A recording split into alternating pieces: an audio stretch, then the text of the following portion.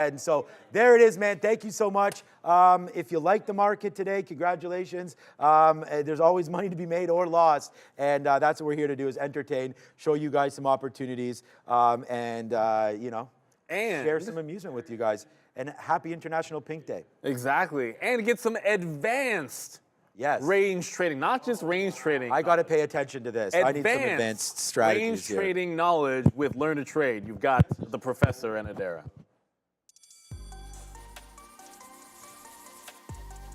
That's how you want to start the show, getting trolled by the big kahunas. What is up, beautiful people? Welcome to How to Trade, formerly known as the Midday Show. That lovely lady right there in the baby blue is your girl, Adara. I am Sharif, and we're going to wait for everyone to migrate on over from the other stream. We already have a couple of early birds. We got Big Kevin Mendoza. What's up, my friend? We got the OG Darwin. We got Bears versus Bulls gracing us with his presence there in the chat. We're going to wait for everyone to come on over, taking a little bit longer today. We even have a Dare in the chat, believe it or not. I've been keeping my eye on the future as well as some small cap gappers. We'll get to all that in a second. There we go. We got Charon. We got Wrathkid, Native Gamers in the house. Yo, yo, yo, yo, yo to you too, my friend. What's up, Kevin? Once again, it's all good. We'll wait for everyone to come on over. Come on, YouTube. You can do it, baby. You can bring everyone over. There we go. We got Just Brad. We got Bristol. Good morning to you, my friend. Here they come. Yes, they do. Says Bears versus Bulls. We got Saul G, Andrew Chow, Mateus Lane, Big Bob Dub, Fiddleback, Oscar, JC Finance, as well as Market Sniper, baby. He'd be sniping those markets. Ponzi, Fonzie, no Lambo trade for you. Oxlong, Easy Trader. We got everybody, man. We got Aaron and Joanna Brewster, Vanessa Arnold, as well as Dawn Mika. Good morning, Adara. Good morning. How are you doing today? I'd be okay. You know, happy Hump Day, happy International Siblings Day, Sean. Everything else is good over here. What's that, Chilean Nightmare? It's also Eid, yes, yes. Happy Eid al-Fitr to all my Muslim friends out there. Shout out to you guys, and shout out to everybody else. What do you got looking at? Yeah, happy Eid. I thought it was usually later, so that's why I was surprised. I was like, oh. But yeah, so good times there. Happy Eid, a happy International Day of Pink, happy Siblings Day. Lots of days apparently happening this one, April 10th, 2024.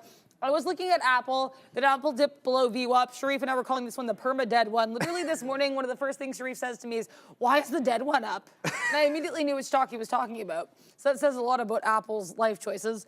But no, all jokes aside, I'm happy it didn't get involved in this long. I wanted to wait for us to test VWAP a little bit more. I did not like that giant topping tail candle right around VWAP. I said, So happy that I was patient. That's going to be the theme of the day for me, patience, in terms of my level of entries, but I'm not going to overstay my welcome in stocks. If I want to leave, I will leave, but I will make sure my entries are a little bit better so we can hopefully get a little bit more bang for our buck in some of these trades. The main thing I'm looking at right now is this gorgeous little range on Roblox, which is pretty apt given the theme of the week and the theme du jour. Very true. Look at this Roblox range. What is happening with this stock? It's rangy. I mean, it's not a perfect range, mind you. There's like slightly lower highs here, but I do like that we have this more or less bottom here around this 39.50, more or less a top around 40.60. That gives you about $1. I'll take it. So Roblox, hopefully we're going to be able to play, game pun intended here, with this Roblox today. Also, shout out to Jeff Henry saying welcome to Trader TV Live, because just joining as a member here. So shout out to you, Jeff Henry.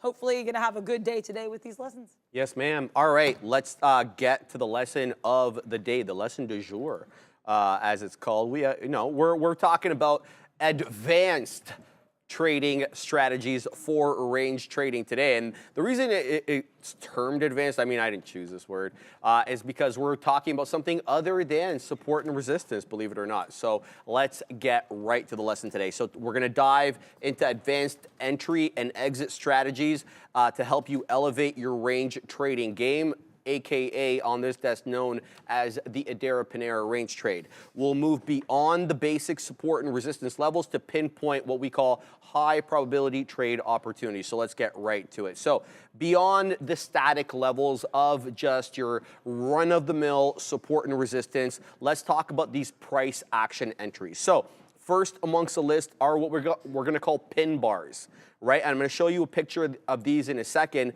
but they're quite telling. Some people call them pin bars. I call them topping tail and bottoming tail candles. And essentially all I'm talking about here is huge, big candles with very small bodies and either long upper wicks or long lower wicks, depending on where they show up on the chart. So these single wick candles with tiny bodies signal potential reversals at support or resistance. A long wick extending below support, suggests a failed bearish attempt, while hinting at a possible buy signal. They're not the same thing, but it hints at a possible buy signal. Could consolidate, right? That's why I'm saying that. Conversely, a long wick above resistance indicates a rejected selling pressure, right? Potentially foreshadowing a long trade. All right, so I'll show you pictures of those in a second. The other thing that I want to talk about are these engulfing bars, right? We've talked about engulfing candlestick patterns in the past. What I'm talking about today is a bullish engulfing bar that completely engulfs the previous bearish bar at support. Again, key where these candlesticks show up, right? We're talking about an engulfing candle at support, suggesting a strong reversal. Conversely, a bearish engulfing bar at resistance signals potential downside continuation. And here's exactly what I'm talking about. These are the pin bars. So you'll see that they have these lower wicks below a key support level, and then what usually precipitates after the wick below the support level is a reversal to the high side. Conversely, when you try to break key areas of resistance and you end up with these type of pin bars, it essentially shows the seller saying, no, you don't. And then they push you right back down, right? And then there is a number of different reasons that could be the case. It could be long-term support. I mean, it could be an intraday short level by bears, whatever the reason, okay? The whole point is to look for these types of candles to manifest at support and resistance levels. They do have value elsewhere on the chart, but I feel they personally have better value when they show up at key areas of support and resistance. Now, with respect to the engulfing bars, top left over here is the bullish engulfing bar. So when we talked about candlestick patterns, we showed these. So basically what happens is for the bullish engulfing bar, what you're looking for is a downtrend to precede the making of these two candlestick bars, okay? So you need to look at what trend there was prior to the actual bullish engulfing bars forming. Same thing with the bearish engulfing bar. You need to be on an uptrend and then have the right candle red, the left candle green, and what you typically look for is a new candle to make a new low on a closing basis. So I'm talking about specifically this candle over here to make a new low on a closing basis than the one that the previous candle put in. So we're talking about we're talking about pin bars, these ones, and we're talking about engulfing bars. All right, so those are two key areas to help you kind of figure out whether the break of the range was fugazi or it was legit, okay? Now, we can also talk about order flow analysis for the dynamic entry. So what are we talking about here? We're talking about examining the level 2. We're talking about examining the time and sales. We're talking about really keeping an eye on volume bars, right? So order flow analysis examines the buy and sell orders placed in the market. Tools like level 2 order books or time and sales and even volume bar analysis software can help reveal hidden support and resistance levels. A lot easier to describe than to actually do in real life. But essentially what you're looking for here is if you don't see a key area of resistance reflected on the chart, it may be reflected on the book. So if we go up, again, I keep using this example, but I'm going to use it again, I don't care. Apple 200 resistance. We know that it's reflected on the chart, but it may, if it wasn't, what we could know is once the price action moves up to 200, we're going to see a whole lot of lots, sell orders coming in on the right side of the book, which is the ask side, right? Because people are going to be looking to either take profit or short at that level. Conversely, same thing with the 165 level on Apple as support. If we make our way, and we could make our way today to 165 on Apple, look for a whole lot of buy orders coming in on the left side of the book, the bid, to see if, there is that key area of support. Bless you, Neil. Yeah, that was deep, brother. All right, and then you can also look for areas with a significant imbalance between buy and sell orders near support and resistance. The imbalance might signal a potential breakout or reversal. Now, how about the exit strategy? Once we've gotten in the trade, how do we weasel our way out? So, first things first, we need to have trailing stops. You see Neil use trailing stops all the time. So if you don't know what it is, excuse me, a trailing stop automatically adjusts the price, adjusts as the price moves in your favor. So if it moves up, your stop will trail up with that as well. And in theory, it's supposed to lock in your profits while limiting your potential losses on any future reversal. So consider adjusting the trailing percentage based on your risk tolerance and market volatility.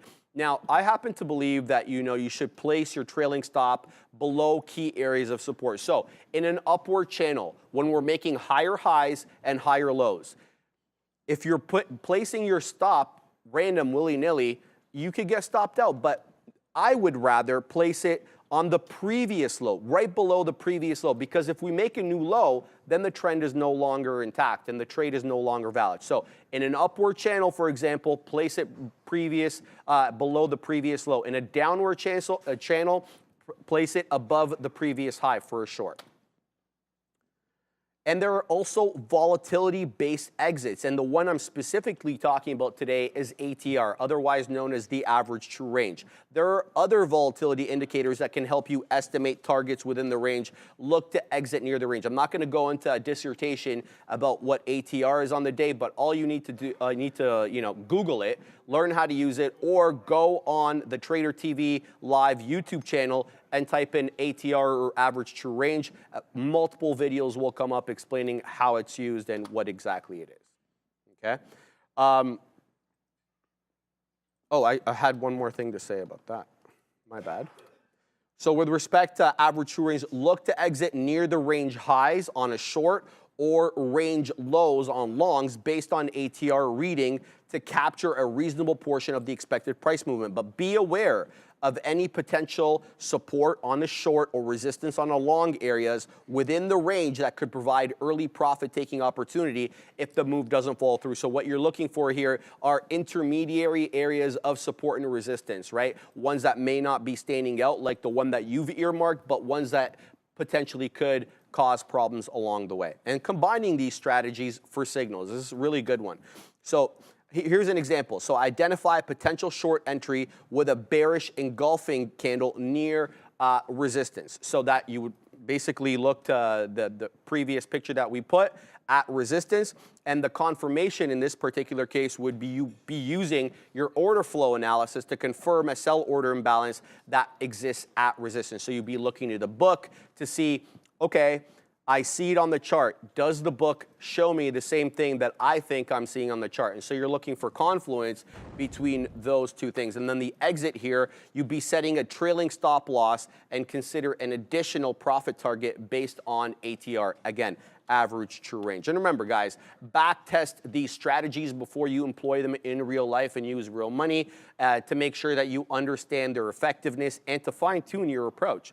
Right? And always consider risk management. We didn't go too much into risk management today other than the trailing stops, but you have to make sure that you're always balancing your potential reward with the risks involved in every trade. Adara. Yeah, no, I think range trading is, it might shock people to know that this is something I'm definitely a fan of, right? This is one of my kind of favorite styles. And I think one thing too, and why I kind of wanted, I was really excited about these lessons as well, is there are different ways you can kind of do it, right? Depending on what you're kind of looking for, what type of trader you find yourself to be. And sometimes too, it's like looking for areas within the range that could serve as intermediary resistance, right? So I ended up getting out of this a little bit early part of this NVIDIA range right now, because I'm playing this range off the 1 minute. Wanted to get out around 30s because look at where we had there's a little bit of resistance on this 1 minute because I do trade NVIDIA for ranges off the 1 minute. It was around this 30 area. So I said, Adara, de-risk a little around here. So that's what we ended up doing. It's kind of like finding little areas within your range that are little baby ranges. And I'll talk about this a lot. I'll draw an incessant amount of lines on my chart because sometimes these are levels that I want to play within. That's not always going to be the case, right? But if you see these levels sometimes, you know, there's that old adage, if you see something, say something. And, you know, maybe we're going to make that if you see something, trade something, right? So trading within your little baby ranges to find opportunities there. Microsoft 420? Yeah, I know. I'm getting in here because we keep defending that 420 area. So I'm long MSFT. There's been multiple bounces off that 420. Technically, the low on the day is at 419. I already had a profitable trade on it, seeing if we can get another one, but there's just all this action down here. I am a little hesitant to get in just because we're kind of in no man's land on the future. We're below the volume weighted average price. We're doing the dance with no pants with that 50-point level. So we'll see exactly what we get here, but I kind of feel like maybe we're moving more to the beat of NVIDIA's drum than we are softies. Oh yeah, NVIDIA's that's a nice little drum to move on the beat of. That's for, and maybe I'm a little bit biased, you know, because I'm in the trade. But no, all jokes aside, there are some little opportunities. I got in a little bit too early. I should have waited to have a few more shares to add at the 863. Basically, the impetus for this trade was as long as we stay above this 863 area, I'm pleased as punch. And this is what I mean by patience, right? Just having clear levels that as long as we are above them, I'm good to go and I'm good to stay in the trade. I do have a scintilla of shares remaining here in this trade.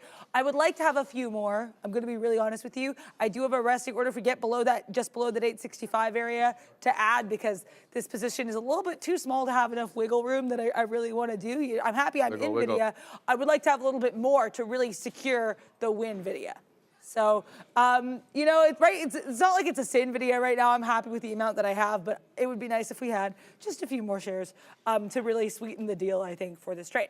Also, the final profit-taking area, should we exceed it, will be this 867. And honestly, if we get above 867 and I still have the amount of shares I have, that's fine. I'll get out. It'd be nice if we had a few more shares because it's a pretty small position. If That's a great trade very so honest. far, Thank you so much. I'm really proud I decided to stay here as we got into the 863 because I was like, Adara, as long as we're bouncing, you don't want to hop off the trampoline right now, right? There's still some oomph in that trampoline, so best to stay involved in there. Tesla actually getting a little spicy for me as well. Let me switch to the 5 minute though, because I just used the 1 minute for my NVIDIA. So yeah, so Tesla, we do have this slightly higher low here, but generally what I'm noticing is we'll get around this 90 MA area, we'll have these little spikes up, and then we're curl to the downside. Right now, it looks like we're in the earlier portion of this pattern, but we were just talking about candles signifying reversals here in ranges. Look at these little wicks above where we have sellers overwhelming buyers just a skosh. If we keep seeing that, Tesla's giving me a signal to go short. Also, I am involved in another range trade, and that is Roblox, which is not the dead one by any means, but right now kind of doing a whole lot of nothing. I do want to add to this. If we get to the bottom of this range, 39.50, same impetus as NVIDIA. If we break decisively below, I'm outie. So that's my RBLX. Also, we had a super chat from Donnie Zimbabwe. Thank you so much for the $5 super chat from myself and my twin brother in spirit. This emoji and then a waving emoji. Hello and wet your beak all the way from South Africa. Yeah, thank you so much for that lovely super chat. That's very sweet. And, you know, we always get a kick out of beak wetting over here. So hope you have a great International Siblings Day from you and your twin brother in spirit in South Africa. Also, shout out to TL joining and becoming a member here at Trader TV Live. I mean, we're always happy to have people over here having great times. I see you have exited my... I have, but I'm looking possibly at getting back in. It did break 420, so it took a small paper cut, but looking to defend the level. But I want to look at Google as well. And there's a reason for that, because we are right at that key area of support from earlier. Look at these two bars here. The IB low, as Dan the Man Emmons would say, 154 and 2/3. We're at 154.75 now, and it's not a random area. So it's based on price action, but there's also a technical indicator at that area, and that's support level 1 on pivots. And that's based upon starting pivots with 4 a.m. price action. But I don't want to just take the entry willy-nilly here. I'd rather see a 5 minute candle form. We'll see. This is another interesting area here on Google. I feel a little silly trying to take these longs, but I'm looking at NVIDIA curling up. And if NVIDIA is going to lead these markets, then, you know, we should probably get involved. All right, Softy right back up again. So it looks like I got weaseled out of my Softy trade a little bit early here. That's all right. We're still positive on the name. We'll look to get in possibly at a better level, but I also want to load up my friend Google. But it's not going to be on this screen because I want NVDL for that NVDA trade. We'll get to MDIA in a second because we haven't covered these small cap gappers yet. But this is an interesting area here on Google. So let's go ahead and punch long on Google here. I'm looking for something around the area of 155.50. I'd ideally like a VWAP touch here. First things first, though, let's get through that whole dollar level at 155. We'll see what we get here on these names. Wow, Softy's going. So I got weasel out of that trade. That would have been a nice little winner there. 75 pennies in the money. I had the right idea, just got forced out of the trade. That's all right. We'll figure a different trade out for this one. The other one I wanted to talk about was some of these small cap gappers here. All right, let's bring it in. Now, there's not a whole lot. There's MRIN, which I do like, I think. Let me just make sure this thing is still trading. That was a nice one earlier. Yeah, but you know, sometimes these charts don't update, sadly. So I don't know if it's still good or not. That's the thing. Yeah, it is. Okay, it's still trading above the volume weighted average price. So I do like that because it's a small cap gapper and it's got to be above VWAP. This one has a lot of good check marks beside its name. This one started moving in the pre-market yesterday, on the aftermarket, excuse me, at around 420, which either means it's an earnings winner or it was a later catalyst that got printed there. Let me just have a look. Okay, software announcement with Microsoft. So this is the Marin Software announces upgrades to his integration with Microsoft Advertising. So that was later. And then the beautiful thing about this is on that move back down, it defended the aftermarket high from yesterday. I like that, around 70 pennies or so. That's a good look there for MRIN, so we'll keep eyes on that one.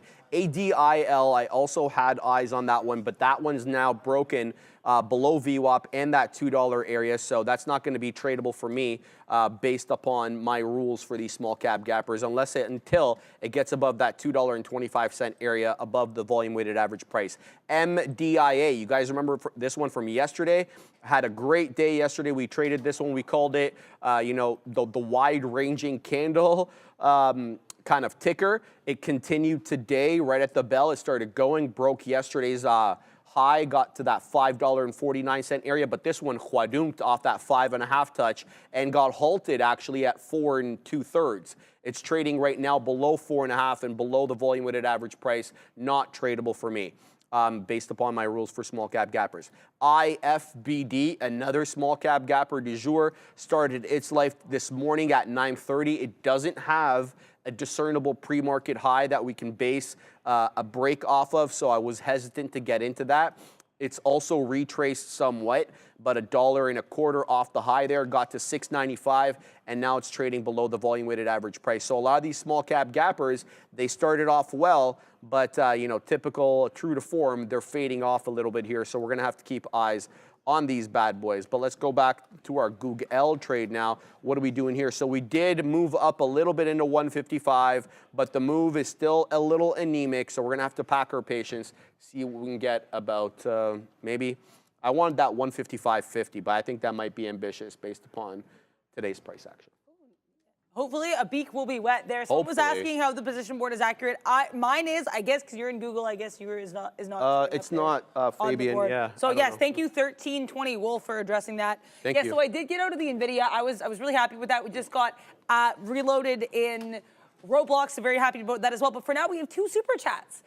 Donnie Zimbabwe, thank you again so much for this $4.99 super chat. Thoughts on longs on the cues with the dancing around and indecision going on here?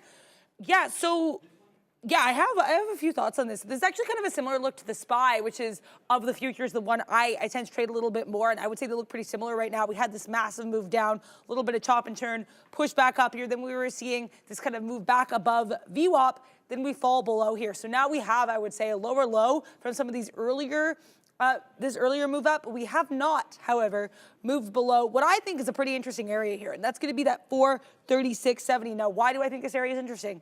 Let me explain. Go. We had this little double bottom here. I don't know why I prefaced it with that, but we had this double bottom around 945. But look where that was, this earlier area of resistance around 850 after the CPI print that sent the market to the downside. So to me, So to me, the fact that we had this little bounce here off that earlier resistance area, I like this. I think this is an interesting area. I think if we go back down here, what we do there will be interesting.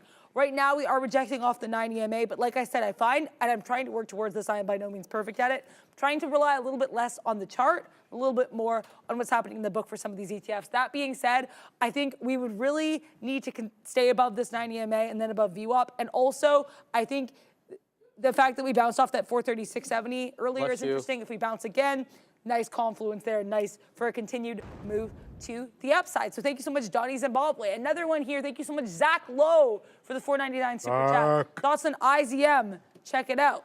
I will look into IZM because this is not one that I am familiar with. Right now, volume below, it's at 526,000 shares from what I'm seeing. So this is IXZOM Group. Not seeing too much on this here. Let me see if we have what the float is going to be on this guy. I want to make sure I do my due diligence for this IZM. So this one has IXZOM Group. So, okay, so pretty small float here, below 6 million shares, 5.49 billion. 4.94 million shares, 1.41% short float, so not a significant short float here. Let's look at the daily here on IXZOM. Okay, this is nice. It's a nice look here. We talk a lot about a lot of small cap charts will just look like this. This little consolidation, but this one's been running up for the last couple days, and I'm not seeing any news on it. The volume also a little bit negligible, though it looks like we had a little bit more volume yesterday. Today, though, like I said, we are below 600,000 shares. We're at about 500,000. Yeah, if you can find anything more about this company, I'm very curious as well, because I am not finding a lot. It's a little hard to zoom in on IXZOM when there's not a lot to find. IZM. Oh, wow. I'm putting that I got to look at this. Yeah, That's very insanely strong. Adara, since April 1st, this stock is up 356%. All right, in 10 days. Yeah, that'll give NVIDIA a run for its money, I guess. Yeah, it's a nice look. And right now, in terms of the intraday movement, this bounce off the 9 EMA is nice. Can we make a higher high? We'll have to wait and see. Like I said, though, it's not something I would want to get involved with just because of how low the volume is. Right. I honestly, I've seen, like, Lilly, I think, might actually be higher volume than this right now. So I know that's always my indicator for volume is it doing more or less than Lilly, which is not a great indicator. But for me, for a small cap, I was expecting a little more for IZM. But I think this... this curl here at the 9 EMA is nice. And Sean has some trade updates. Yes, Sean is now short ARM and short the ETF, the CHIPS ETF SMH. Make sure, thank you, Fabian. You see that top, see the right side of the screen, top right says Sean's positions. You'll be able to see all his positions there on the left side. The Neil's positions will be there as well. Shout out to both of them. The Big Kahuna is killing it as always. All right. Brad Aldman. First, before I get to Brad, I want to shout out Moonman. $5 super chat. Moonman, you got a hell of a name, brother. I love that name. You rock, Moonman, because you're... I was going to do the moon rock thing, but that's kind of like your thing there. I can't take your style there. You can. No, I can't I say bamboozle. Can I tell you something? Please. There was like one of the most guarded safes in the world, and it has moon rocks in it. Yeah, no cash, no gold, just moon rocks. Anyway, that's neither here nor there. Wow. Eh? Wow. No. Oh, Chilean Nightmare say. Yeah, no, I haven't. No way. Okay, no, there's a book called Sex on the Moon, says the Chilean Nightmare, where people stole the moon rocks to what? To do that. Okay, well, there you go. Okay. Wow. So if you're interested and you want to read, there you go, Chilean Nightmare. Drop in suggestions there. Just before I cover MNDR Brad, I want to mention this Google trade. We're long 84s. Now we're printing here in the 20s. I'm looking for a 50 print, okay? 155.50. I'm looking for a VWAP retracement. It's not going to be exactly at 50 or wherever it is. It's going to be where VWAP is. So if VWAP comes down a little bit, as the price ascends, I'll be looking to get out there. But we already wet our beak there on some profits at the whole dollar at 155. So we'll see if we can continue to go here on Google. And I'm really disappointed in myself for having been weaseled out and basically shaken out of Softy. I love that 420 dip trade. I should have held on to it. 421 right now, we would have been $1 plus in the money. But alas, we are not. All right, let's go. Let's do this. MNDR, shout out to Brad. MNDR, I have no deets on this, so I'm going to try to pull up some deets. Bro, what is this thing doing? This thing's nuts. Anyway, MNDR, no details on it yet, guys. It's done, the only thing I can tell you is the amount of volume it's done, 1.5 million shares. It's halted right now. Let's bring this 1 minute chart up on MNDR. Yeah, I mean, it's not doing volume yet, Brad, so we're probably gonna have to steer clear and probably not even tradable on our system. I'm just guessing at this point. But yeah, it's been halted once, twice, 3 times to the upside, once to the downside, and then 2 more times to the upside there, Katina, man. So it's been a symphony of halts, mostly to the upside, above the volume-weighted average price, which is at 660 right now. Look, it's going to have to stay open for us to take any trade on it. Right now, it really can't seem to stay open. So we'll pack our patience, and if it starts trading like a reasonable stock, maybe we'll jump right back into this. All right, Google coming back down into that 155 as the NASDAQ rejects off the volume-weighted average price, Katina, man, at 1880, and that's precipitated a down move in Google. So we're still in the money, but let me tell you, we're going to keep an eye on this trade because I don't want to get shafted by Google too. All right, RockDoc. IPO pricing was at $4 a share. I'm assuming you're talking about MNDR. Doc Rock, shout out to you, my man. It looked like, where was the opening print there? It's kind of hard to tell. The opening print was 480. It looks like 479. RockDoc says, I think you're saying $4 was technically the IPO price. All right, well, it's not the price that regular traders got, probably, because you'd have to be involved in that IPO. So we'll keep eyes on MNDR. Brad, keep me updated, man. If it starts moving, just tag me like you did before, and we'll cover that bad boy right away. Yeah, I was just responding here to Brad. Also, I think Brad in the chat here saying, thank you so much. He's saying, nice pop with Roblox. Thank you. And do you have an out? I already did take some out, actually. I was pretty happy. We took some out at this 9 EMA area, which I liked because that was an area we struggled with a little bit earlier. We take it. I say, Adara, take some profits. So we did. I had this reload earlier. I'm ready to reload again if we get back into 60s. I do like this area as the base for this range. If we break out of this range decisively below into this 40 area, we're going to have to cut it loose. In terms of asking, do I have an out? My last out's going to be, I'm going to see what we do at 40s. And that's because I like this little chop and turn we had around here earlier. If we fail 40s, I'm getting out at 40s. Yeah. If we can break above 40s, I like near the top of this range at 40, 50s. So we will save. Pieces for the dream are saved. Let's see what Roblox does. Also, thank you to Darwin for letting me know here. He said Mr. Lily, but to me, she's my mademoiselle. Saying there's some news with Lily, and apparently she got an FDA approval for Loxo. So congrats to mademoiselle. But right now, the stock not really reacting here. Right now, at about the same volume as we saw on that IZM with that just above that 500,000. 537,000 right now for LLY.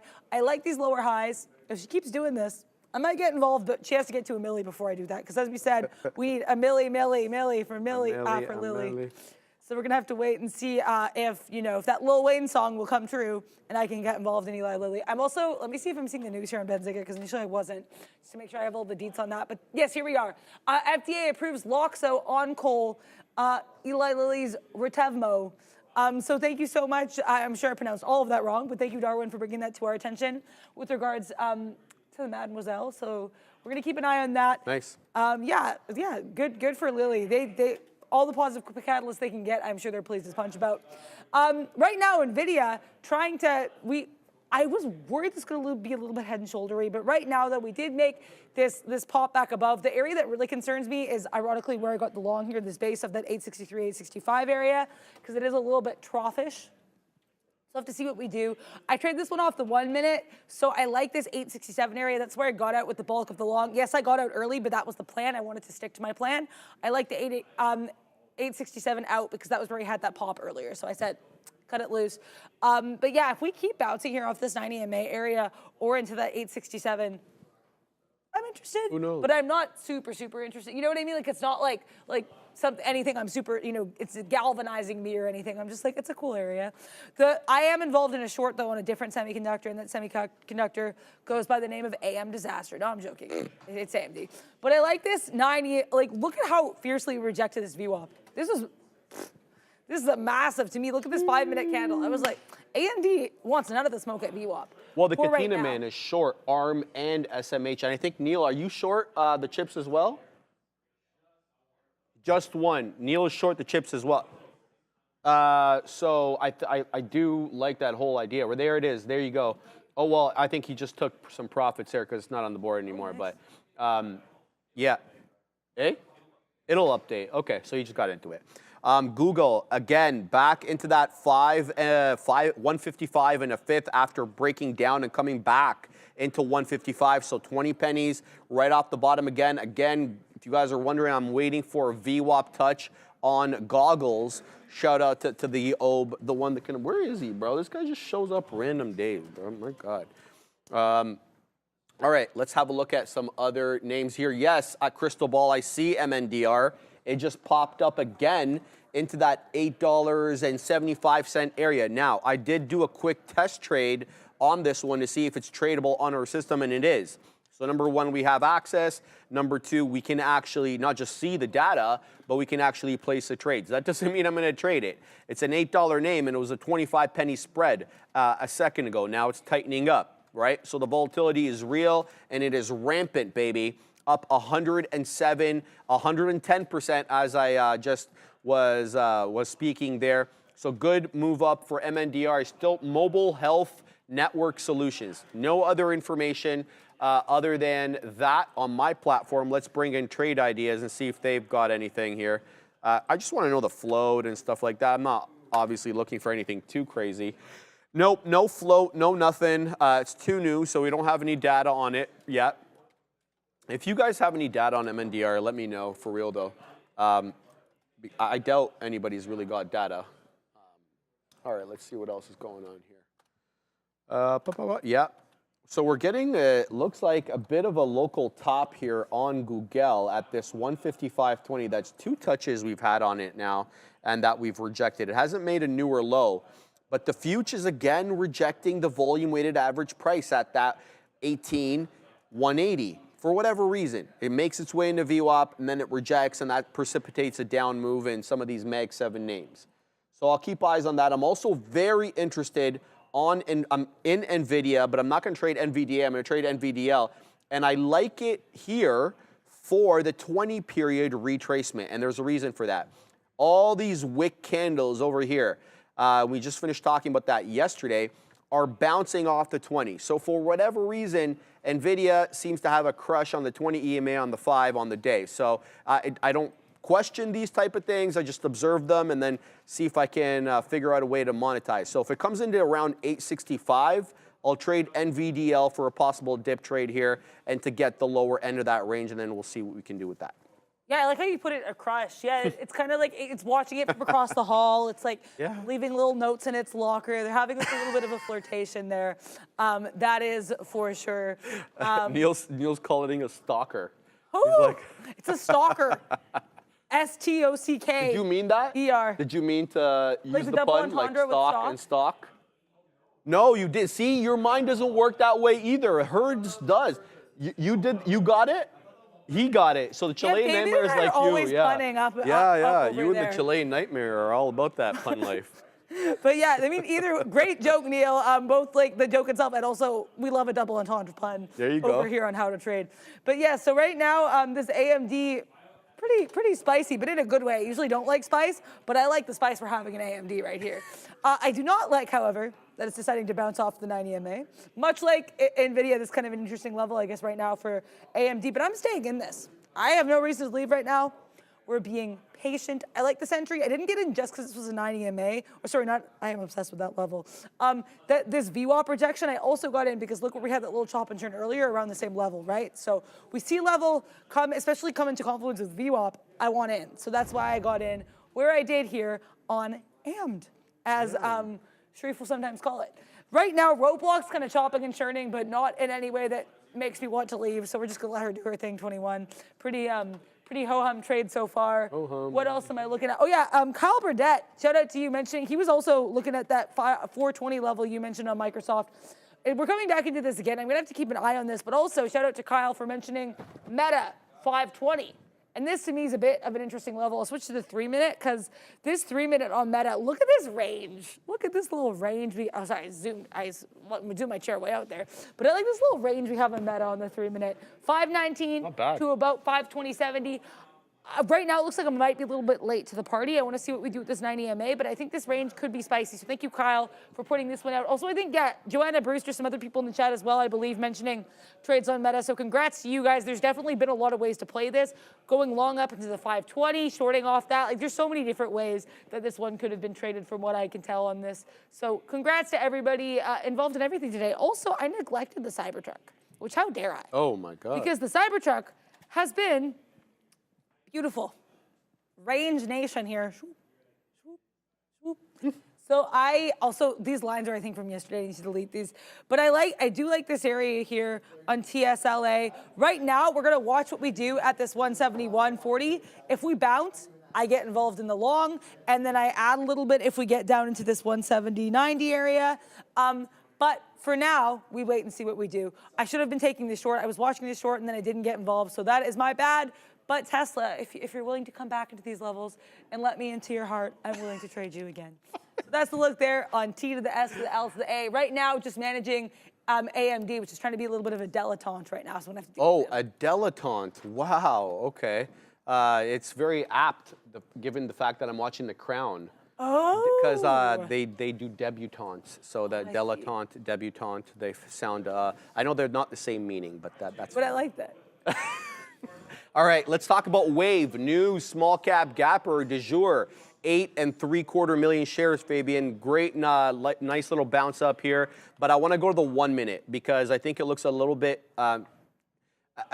easier to discern on the 1 minute. Now, it broke below VWAP, so I'm a little hesitant to even look at this at the moment. But if this can curl super quick, get back above $4.05, and continue that higher low pattern, then it could fall back into the good books here. So Wave, 21 2/3 $1 million market cap, tiny. I don't see a float on it. Okay, so that's trouble. Let's bring down trade ideas and see what we can find on WAVE. Just make sure Google, what the hell is Google doing? It's below 155.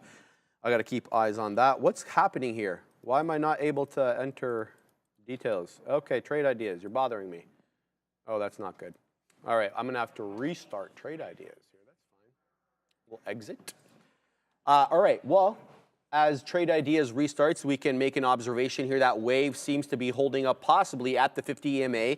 That's going to be the red solid line on my chart. If it gets back above 4.45 and starts curling back up, it'll definitely have held that higher low pattern, so the upward channel could still be intact. And we definitely have higher highs off that previous high here, 11.11. We got into 440, and then around 11.30, we got into 450. So the higher lows, higher highs. Let's see if that stays in play on WAVE. We'll look to trade that, but sadly, I don't have as much information as I would like on the stock. Back to Google, as it did break down below 155. So I'm long 154.84, but the area of support on my chart is at 154.70-ish, 154, and 2/3, give or take. So if this comes into my entry area, which is 1 penny from here, I'll just flatten out. They don't have that many shares to begin with, and then I'll look to get in either at that 154.70 or thereabouts, and then we'll figure out the trade from there. So there we go. I get out of there, and then I'll be looking to possibly get back in again. I'm also very interested in refreshing this range trade that we've had on Softy at 420. Broke 420 again. But every single time it's broken 420, it's managed to at least bump up maybe a buck, maybe $1.50, depending on where you got that 420 area. So 420 area has been a rinse and repeat level. That 420 general area, I don't want to say the strict $420 area, that general area has been a rinse and repeat area. So we'll look possibly to get into this one, but it's going to have to hold up at these areas. So keeping an eye on Softy, keeping an eye on Google, and I'm also keeping an eye on NVDA. I'd like to take that possibly off the 20-period moving average on the 5. Yeah, yeah, that NVIDIA has been certainly a spicy one. I've been ignoring her for the time being. Right now, my focus is on AMD. We did just get a little beak wetter there, dipped, just slightly dunked the beak. It's slightly doused in the water there. I am trying to add to this position, and the reason I got out here, I want to clarify as well. So I was watching here, we had these dips into this area. We had a little bit of a bounce. I said to Darryl, try to take some profits off here. If we bounce again, I'm ready to add to this position around where I got in initially, so that 167.60-esque area would be pretty juicy for me. So let's see if AMD would like to give us that opportunity. So that's what I have my eye on here. It looks like we have this consistent bounce. And I'm like, hey, AMD, if you turn into a tighter range, this week's about range trading. I have no problem. I have zero qualms trading her how she'd like to be traded. So let's take a look at that. Also, though, Tesla bouncing.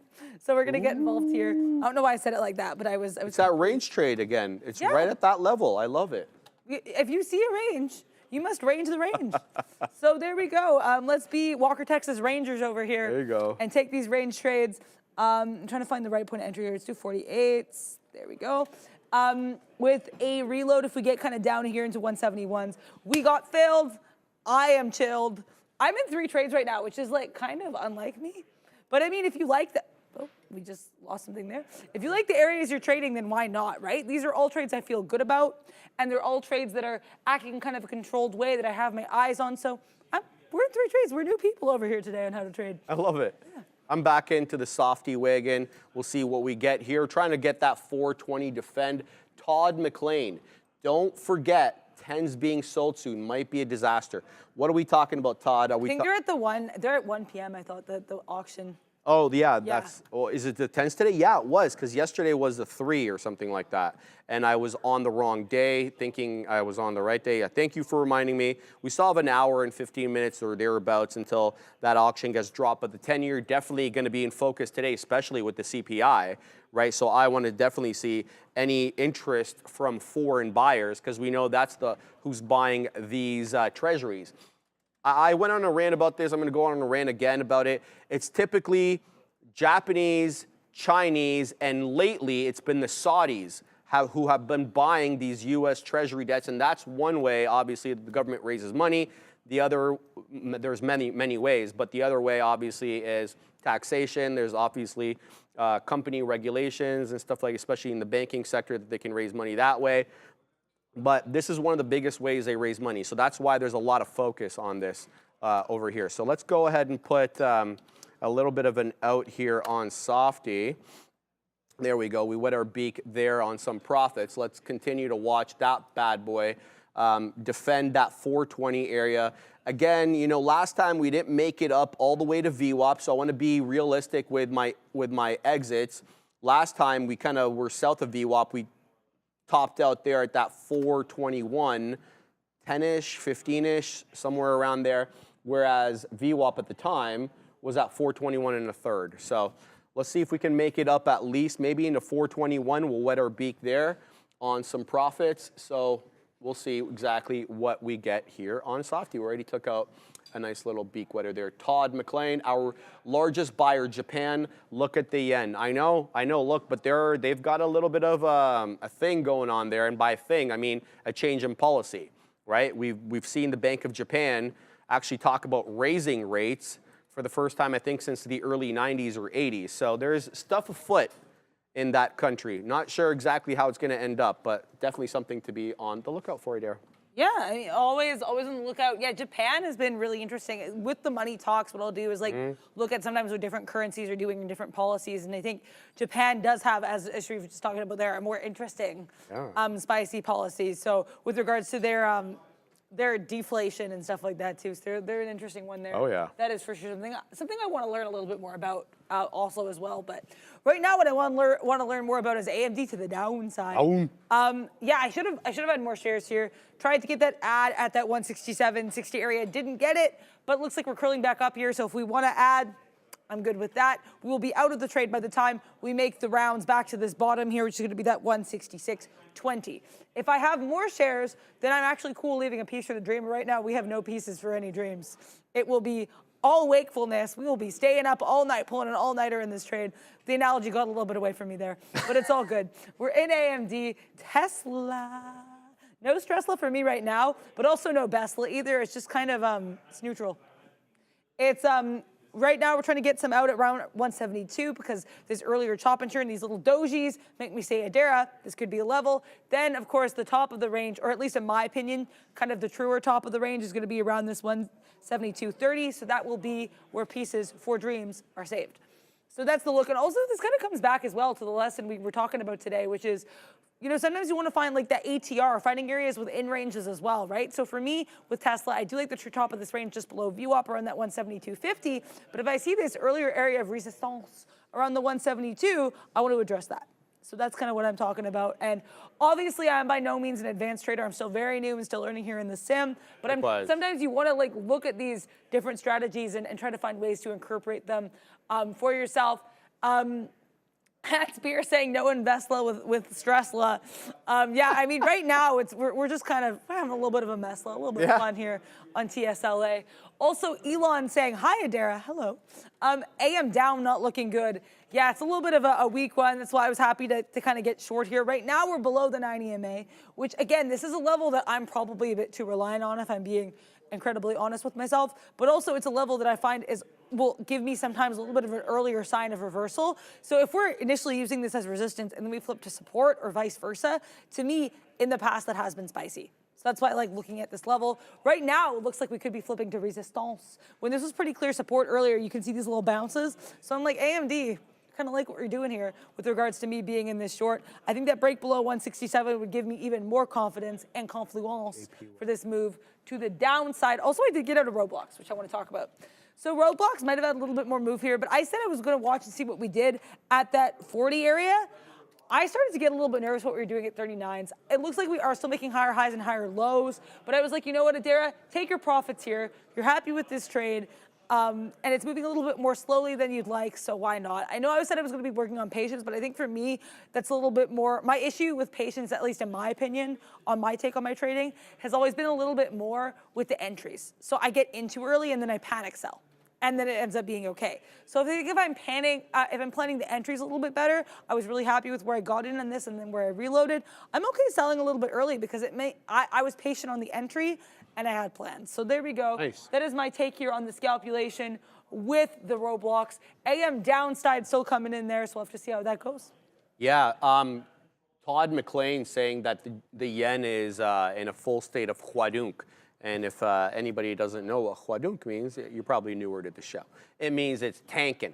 I'm trying to pull up the yen here on my platform versus the US dollar, but I don't know the ticker, so I'm gonna have to play around with that while Neil drops hot lines on his lesson of the day, because I want to keep eyes on the yen, definitely. All right, we're still doing the dance here with 420 on MSFT, a little bit above, a little bit below, nothing to write home about. I'm gonna just stay put on this trade.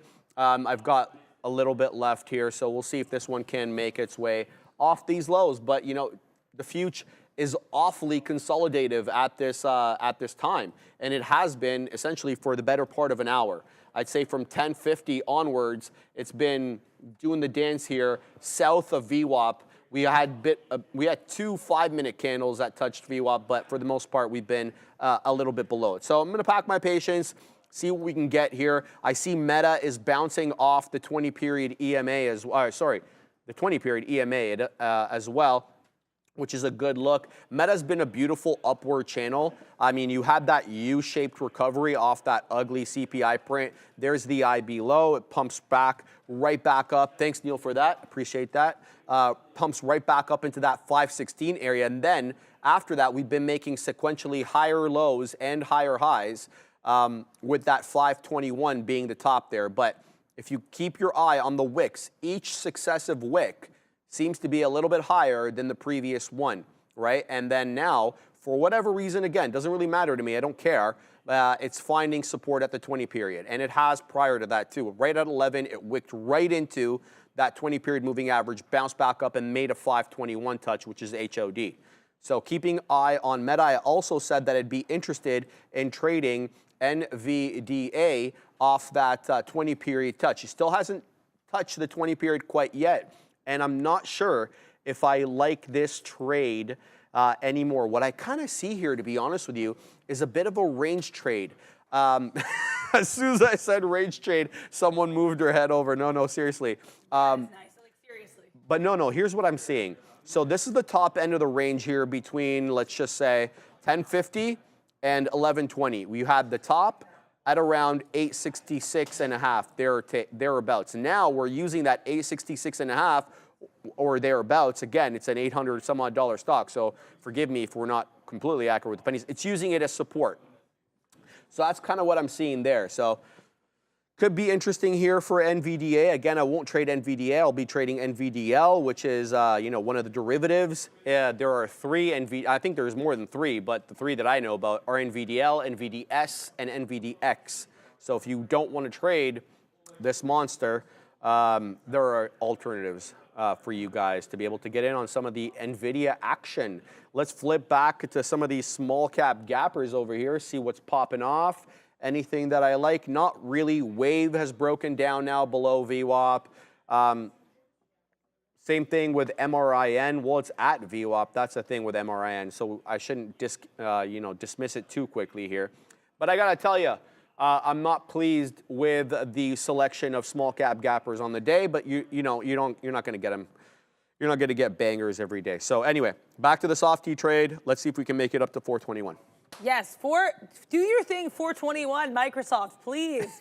That would be awesome there. That's a good level, that 420. And Kyle Burnett called the one out earlier, and I did miss it because I was tangling with the beast that is NVIDIA, to my peril. But yeah, the other level, like I said earlier, Kyle mentioned that Meta range, or not Meta range, but that Meta 520, which I still think is definitely worth watching, something I'm keeping an eye on as well. But yeah, that NVIDIA, Sharif was not lying. The second I heard range, I'm like over here and I like built my little chair. I'm like, oh. Because I've been watching that. I was mentioning earlier, I like NVIDIA 867, so that's an area I've had my eye on. Tesla, finally getting the meaning of the word going up. That worked better in my head. Amp? But we're all good. Yeah, PAMP, there we go. Finally understanding the meaning of the word PAMP. So I don't like this 9 EMA rejection. This is, not optimal. We're basically flat on the trade. I'm trying to stay a little bit more patient with it. I'm going to see what we do here at like 20s, this 176.20 area, 171.20 area. This is a bit of a tighter stop than I initially wanted to have, but this rejection has my spidey senses tingling. So we're going to be very cognizant of this area. Also, AMD. Let's go. I want to see what we do here at 70s. I don't like that we're trying to have this little pop back up. I don't like this doji. This is not something I am a fan of. You tell that doji, Adara. I will tell. Thank you. I like that. I will tell that doji. I'm going to shake the old man finger at that and be like, sir, this is not the way. But let's see what we do here. Yes, we're continuing to go to the downside. I have my final beak wetter in about 20 pennies. Like I said, I was initially going to save a piece for the dream below this range. We didn't have enough pieces for any dreams. So we have to take what we can get here. Let's see what happens. Tesla. Okay, Tesla. But yeah, this AMD, it looks like talking to the doji actually worked, giving it a stern talking to.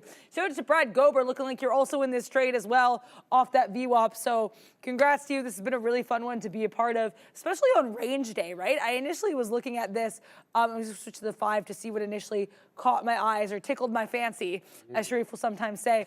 And it was this base. I was waiting to see what we did up here at 169.60 to kind of see if we got a better range. But hey, we reject that VWAP, and I say, you know what? Do your thing, Meta. Also, I'm going to switch this. I don't like that we're curling back into 50s now, so we're going to get out of this a little bit earlier into late. Let's do like 49s. There we go. We should be out of AMD. Let's see if AMD gives us that. But yeah, so happy we yelled at that doji. Got another 20 pennies out of this. Please, this punch. I just want to shout out my sissy, my sister. It's obviously International Siblings Day.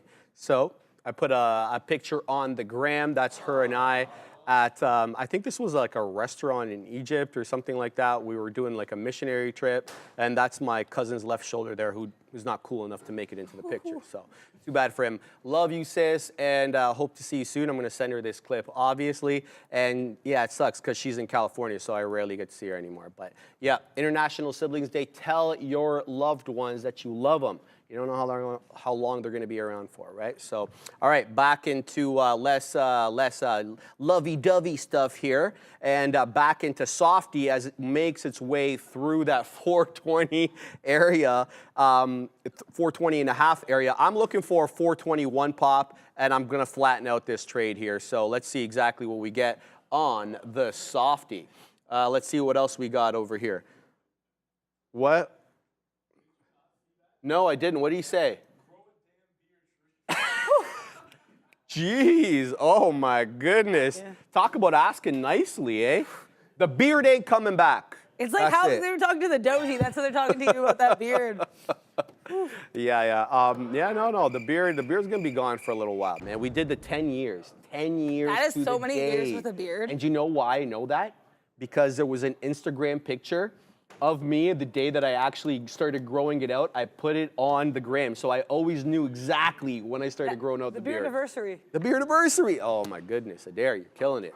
Yes, but the beard is good. We're gonna leave that one a little bit, Adair. We're doing well here on the softy. Looking for, again, a 421 touch, but we'll see what we get there. I'm a little disappointed in myself, again, for having been shaken out of that Google trade. As you can see here, I got out bottom wick, minus 1 penny, okay? And then it precipitated to move up about, 70 pennies after that. So a little disappointed in myself. It's still profitable for me on the day, but, just goes to show you, stick to your plan. And, I mean, look, this is my entry. Why am I getting out here? The out is here.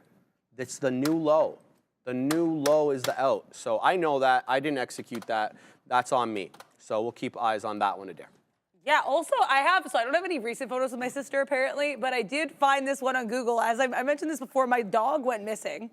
And then he came back. And so this is my sister and I when we were 10 and 7 respectively. So I did wear glasses as a child. So yeah, this is my International Siblings Day post. Shout out to my sister. It is very grainy because I got it off the CNBC web. Oh, I love it. This is me and this is my little sister. That is so cute. Shout out. Yeah, I was like, this You guys look alike. You guys can tell your siblings. Really? Because we get like a little bit of half and half. A lot of people totally see it and other people totally don't. Yeah? Well, it's a little grainy. Can you zoom out a little bit? I don't know. So we can kind of... Yeah, there's my dad looking at my dog. My dad's like so down for the dog. I love that. Is this Winnipeg? This is in Winnipeg. Yeah, There's sunshine in Winnipeg? This was in like the heat of I summer. set you up there. Yeah, Come you on. did. This was like July 2010, so this was That's awesome. a good while ago. That's But yeah, really so I nice. was like, your photo's a little bit more recent with you and your sister, minus the beard.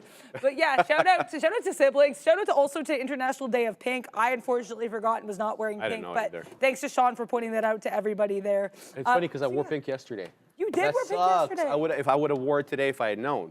I didn't know it was International Pink Day. There's so many different international days today. What is the pink day? Is it for breast cancer? No, it's for like bullying and stuff. Oh, I gotcha. Yeah, okay, so that makes sense because he's kids and stuff, right? Yeah. No, because the NFL used to wear pink in October for breast cancer, so I have always associated. Right? Yes. They stopped though. Okay, gotcha. All right. All right, we're moving up nicely here on softy, so I'm pleased this punch, as Adair likes to say. Here comes that $0.75 area on the softy. Again, I'm targeting that 421 and a quarter. I'd love that VWAP retracement on the softy. Whether or not we get it, an entirely different story, but keeping eyes on this one. It's down 1 1/3%, but that 420 level has been a rinse and repeat level. It hasn't been an exact level. You've had to give it about, max, I'd say 30 pennies worth of room, owing to the fact that the low of day is 419.70. And here comes 420, 421. We're really close to it at the moment, but we'll get to that and much more once we get back from Neil's lesson of the day. The lesson of the day today brought to you by Real Trading. If you want to trade real stocks and make real profits, then Real Trading is for you. It's a good way to express trades with the trend. I say this like every single day, the trend is your friend. However, which trend? Are we talking about on a daily? Are we talking about on a weekly or monthly? Are we talking about a 15-minute chart, a 1-minute chart, a 1-second chart? Not that I use them, but trust me, they're out there. There's a million different time frames that you can have out there. So which trend are you supposed to be following anyways? Because it's not always going to be true that the trend is the same direction on every one of those time frames. And if you use 1, 2, 3, 5, a dozen different time frames, you can find yourself clouded with too many opposing signals. So first things first, let's get this out of the way. Start with a clearly, obviously defined higher time frame daily chart here of something that is trending, so we can get an idea of what we're talking about here. Let's get the brass tacks. So this is Tesla. Starting from the middle of 2023, it's almost a full year worth of a trend. Now, what do you see? Hopefully you see a downtrend. If you don't see a downtrend here, get your eyes checked. That's the first thing. 2, let's just leave it at that. Get your eyes checked. So what you have is some lower highs. You've got yourself some lower lows. As a matter of fact, it's pressing, holding the bottom. If you like moving averages, it's holding under a 50-period moving average. So you have a lot of things that are showing you a downward trend. And I think it's always a good starting point to be able to identify what it is that you're looking for. Now, if you are a trend trader, that's important, but it's almost more important as a trader. Your style matters, but the time frame of your trade matters a ton. We don't talk about that a lot on the live show because we're day trading, so it's obvious what we're doing. But if you're a swing trader, then it sometimes can be a little bit more nuanced as to how you are looking at things. There are some swing traders that will hold things for weeks and months. There are some swing traders who, if they hold it for 3 or 4 days, that is a long time frame. And there are some that are in between, or maybe they even do both. So before you get into a trade, identify what is your time horizon on it, and then worry about the trend in that factor. If you're a longer-term swing trader, then you might want to be focusing on a trend in a daily chart. But you're completely excused if you might look at this, and as a day trader, ignore what ended up happening in here today. That's a bad line, but it doesn't really matter. It's kind of like a line of best fit. If you ignore CPI, Tesla was actually trend up on this week. So for a day trader, you have a stock with a huge downtrend on the daily chart, but in a very clear upward trend where you could have come into today looking for long opportunities. And obviously, while it doesn't necessarily work out, it's important to identify that. Now, where can you and how can you use this to your absolute advantage? Now, my favorite thing that you can find out there is going to be when you have confluence. We talk about confluence.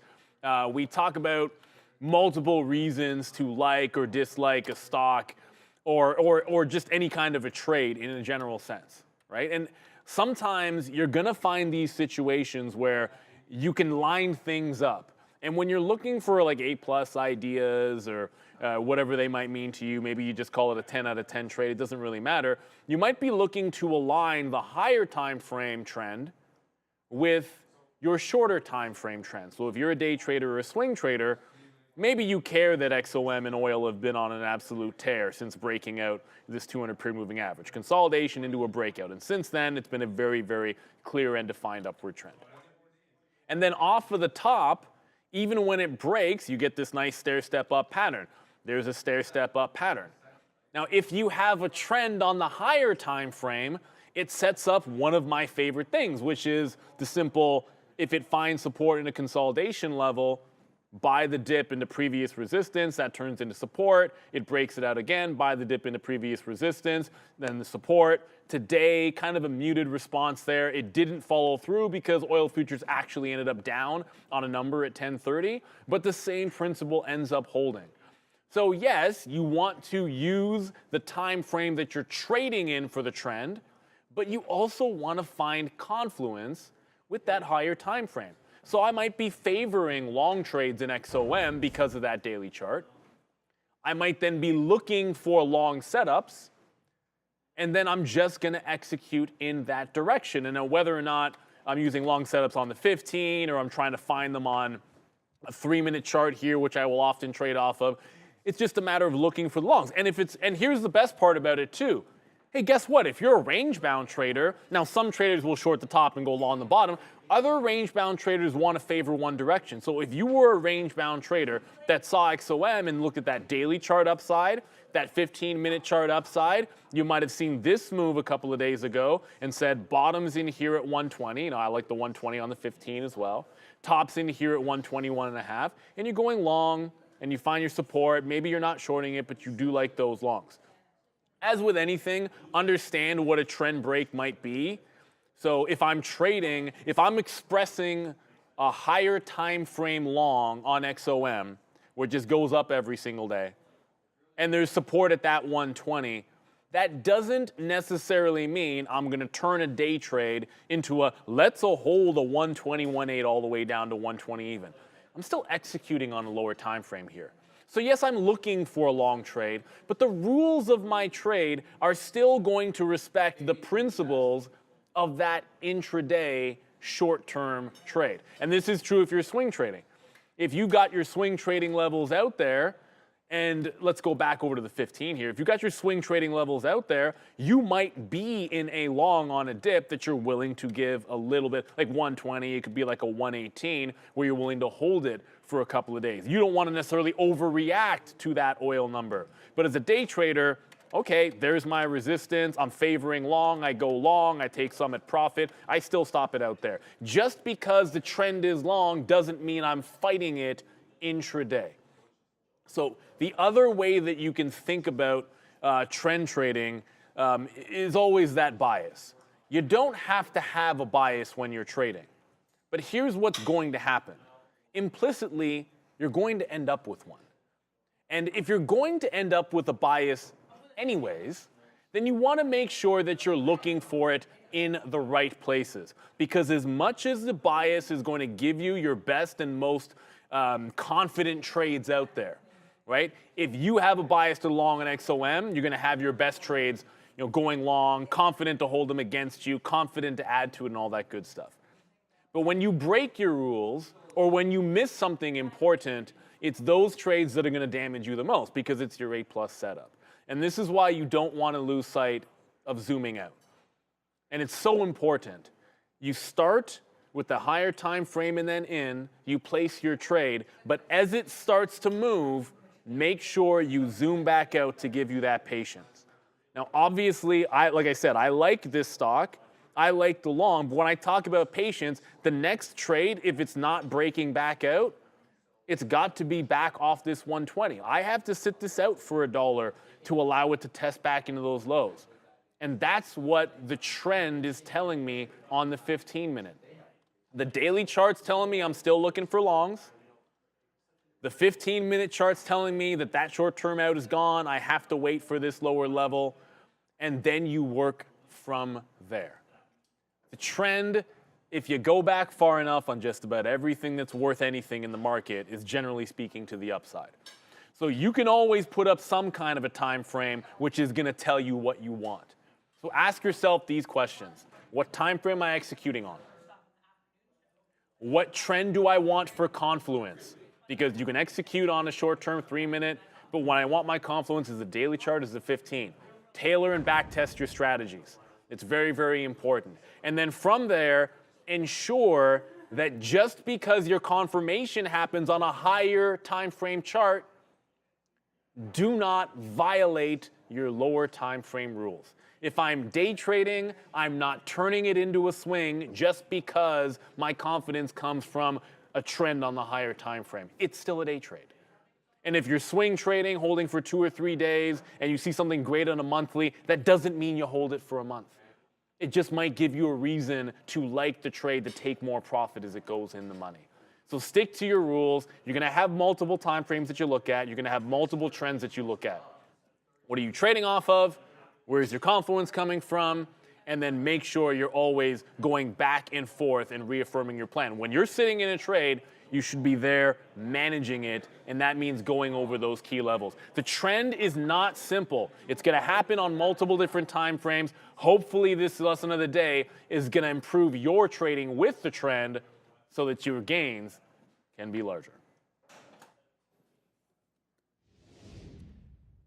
Thank you very much for that, Neil. Informative and eloquent as always. As Neil was dropping the hot lines, we had to get out of the softy trade as it started precipitating a bit of a down move. So what we've noticed, or what I've noticed, is lower high,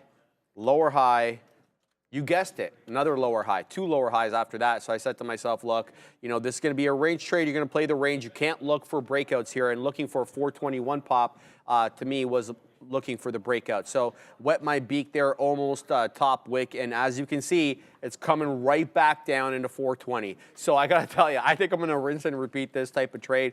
I was complaining to Brendo yesterday at the big desk. And I'd be like, the reason I was complaining is because yesterday we were essentially stuck at 18.3. And for the last few days, I feel like we've been stuck at 18.3 ever since we popped back up on Friday. And I said to him, like, okay, it'd be great to be able to have some sort of strategy to be able to identify when the market's awaiting like the CPI print like today, and so it's ranging. That way, you know, you get in and you don't have that mentality of you're looking for the breakout, right? You're gonna play the range because the futures are showing you that they're stuck in a range. I'm talking about yesterday's trading. So with respect to softy at this point, you know, I just need to look at it as this is the trade it's giving me. It's giving me a range trade, and I'm going to take what it's giving me on the day. And I don't really have to look for a breakout every day. I'll look for a breakout when it's appropriate. So here we go again, Fabian. 420 coming in, and right back into that 420 and a quarter we go. Let's see if we can hold up at 420. We haven't held up at 420 on the previous occasions. I keep saying that, but I want to say it again. For anybody who's looking for that dip trade, make sure to place your stop appropriately. If you're going to put it at 419.98, you're going to get stopped out. It's not going to hold that 420 level strictly. So that's what I'm looking to play. Softy coming back into that level. We're going to get it in again. What are you looking at? Yeah, I'm looking at this N to the V to the D to the A. We just talked about ranges, and I mean, look at NVIDIA. Loving this 865 level. We liked it earlier today. That was the level I was playing off earlier. I think I was a little bit too scaredy cat in terms of my point of entry. I wanted to get involved at 864.50, and NVIDIA was like, Adara, who are you kidding? Like, by this point, I don't know why I'm making this face, but it's like, Adara, by this point, I'm already like off to the races. So I'm like, you know what? Do your thing, 21. I think I was a little bit too skittish, but if we get back into this just below 865 level, I might change. We're gonna do 864.80. I like that. And I say that just because it's to me, it's the precise amount that I'm comfortable with between that area I like, which is at 865, and letting it fall a little bit, which is that 864.50. So is it hyper-specific? Possibly.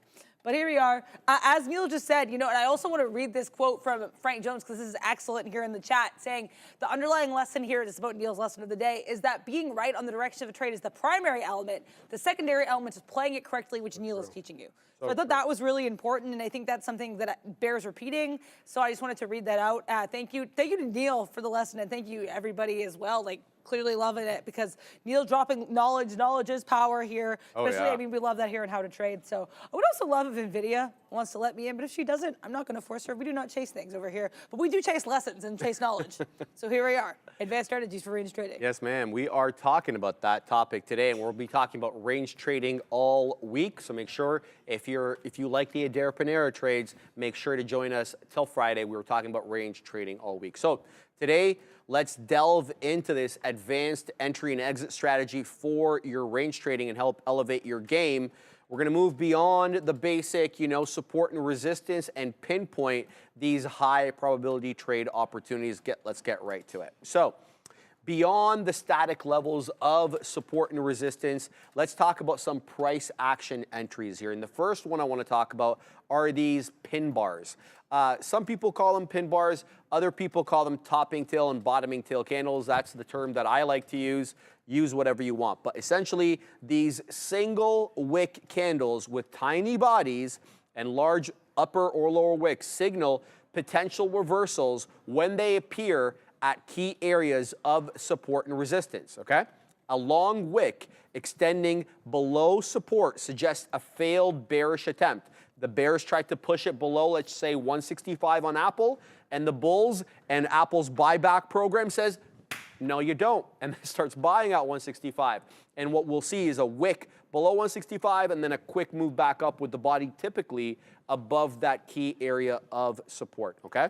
Conversely, a long wick above resistance indicates rejected selling pressure, potentially foreshadowing a potential short opportunity there. So I'm going to show you exactly what I mean in an image in a second, but just keep in mind these pin bars and their importance when they appear at key areas of both support and resistance.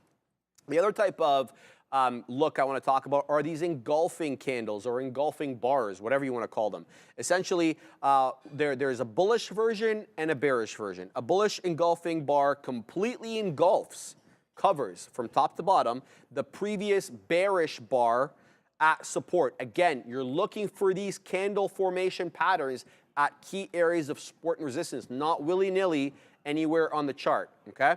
Just like the pin bars. You're looking for them to appear at certain places. This will suggest a strong reversal. Conversely, a bearish engulfing bar at resistance signals potential downside continuation. Here's an example of that. This is the pin bars. You can see these wicks below a key area of support multiple times, each one indicating a false breakdown. And conversely, you see that at the top as well. The range held true, even though you had wicks breaking below support and above resistance. Essentially, what ended up happening was the body ended up closing below or above, and you ended up continuing to range in that, let's call it a holding pattern, okay? And here are the engulfing bars. So this is the bullish engulfing bar. And it's really important not only that they appear at key areas of support and resistance, but that you identify the preceding trend, the trend that preceded the forming of these engulfing bars. So for the bullish engulfing bar, what you need is a downtrend to precede their formation, which makes sense, right? Because you're looking for them to appear at support. So if they're going to appear at support, typically they got to make their way down into support. And so that's what I'm talking about here. Look for a downtrend to precede the formation of the bullish engulfing bar. Conversely, look for an uptrend to precede the bearish engulfing bar. And this one should appear at resistance, and it should be preceded by an uptrend. So that's what you're looking for there, these type of candles. And notice how this candle completely engulfs the previous bar's price action, like this one as well. And you can tell whether they're bullish or bearish based upon, obviously, the subsequent price action, but whether the candle closes green or red, right? And what the preceding candle was as well. And thank you for throwing those images in. Appreciate it, Adara. Another way to keep your eye on whether the range is going to hold true and continue to move sideways, or whether we're going to break through, is by keeping your eye on the order flow analysis. That could take many different shapes. The level 2, right? Or the book, or market depth. These are all synonyms for the same thing. Time and sales, the tape, those are synonyms as well. And as well as your volume bars. So an order flow analysis examines the buy and sell orders placed in the market. Tools like level 2 or volume analysis software can help reveal hidden support and resistance level zones. So here's what I mean by that. Like if you come down into 165 on Apple, you're likely going to see a whole lot of bidders on the bid on the left side of the book. Conversely, if you come up to 200 on Apple, you're likely going to see a whole bunch of sell orders there on the ask to get either out of the position or to short the position at that level. There's different reasons why people are selling Apple at 200. Not everybody is selling for the same reason. There's people who are instituting shorts. There are people that are taking profits at those levels, knowing full well that is a previous resistance level. Okay? So level 2, time and sales, volume. Very important here to be able to ID whether or not the support or resistance levels on the range will break. And also look for areas with a significant imbalance between buy and sell orders. That could be reflected on the book. What's going on there, Katina man? The Katina man is $1 in the money on the arm short. And the $1.50 on the SMH. He's basically slapping the microprocessors, the semiconductors today, taking them short in their face, he says. He's coming all hyped from the walk. How was the walk? Was good? The weather is amazing, eh? The weather is ridiculous outside. Shout out to the Katina man. So you're looking for areas of significant imbalances between buy and sell orders, and you can obviously have a look at the book in order to be able to see that. By the way, you know, he was doing the dance this morning with SMH, and he's now positive. So the Katina man's got the better of SMH. 6 for 6. If you'd be playing baseball right now, it'd be what? Perfect game, or you'd be batting 1,000?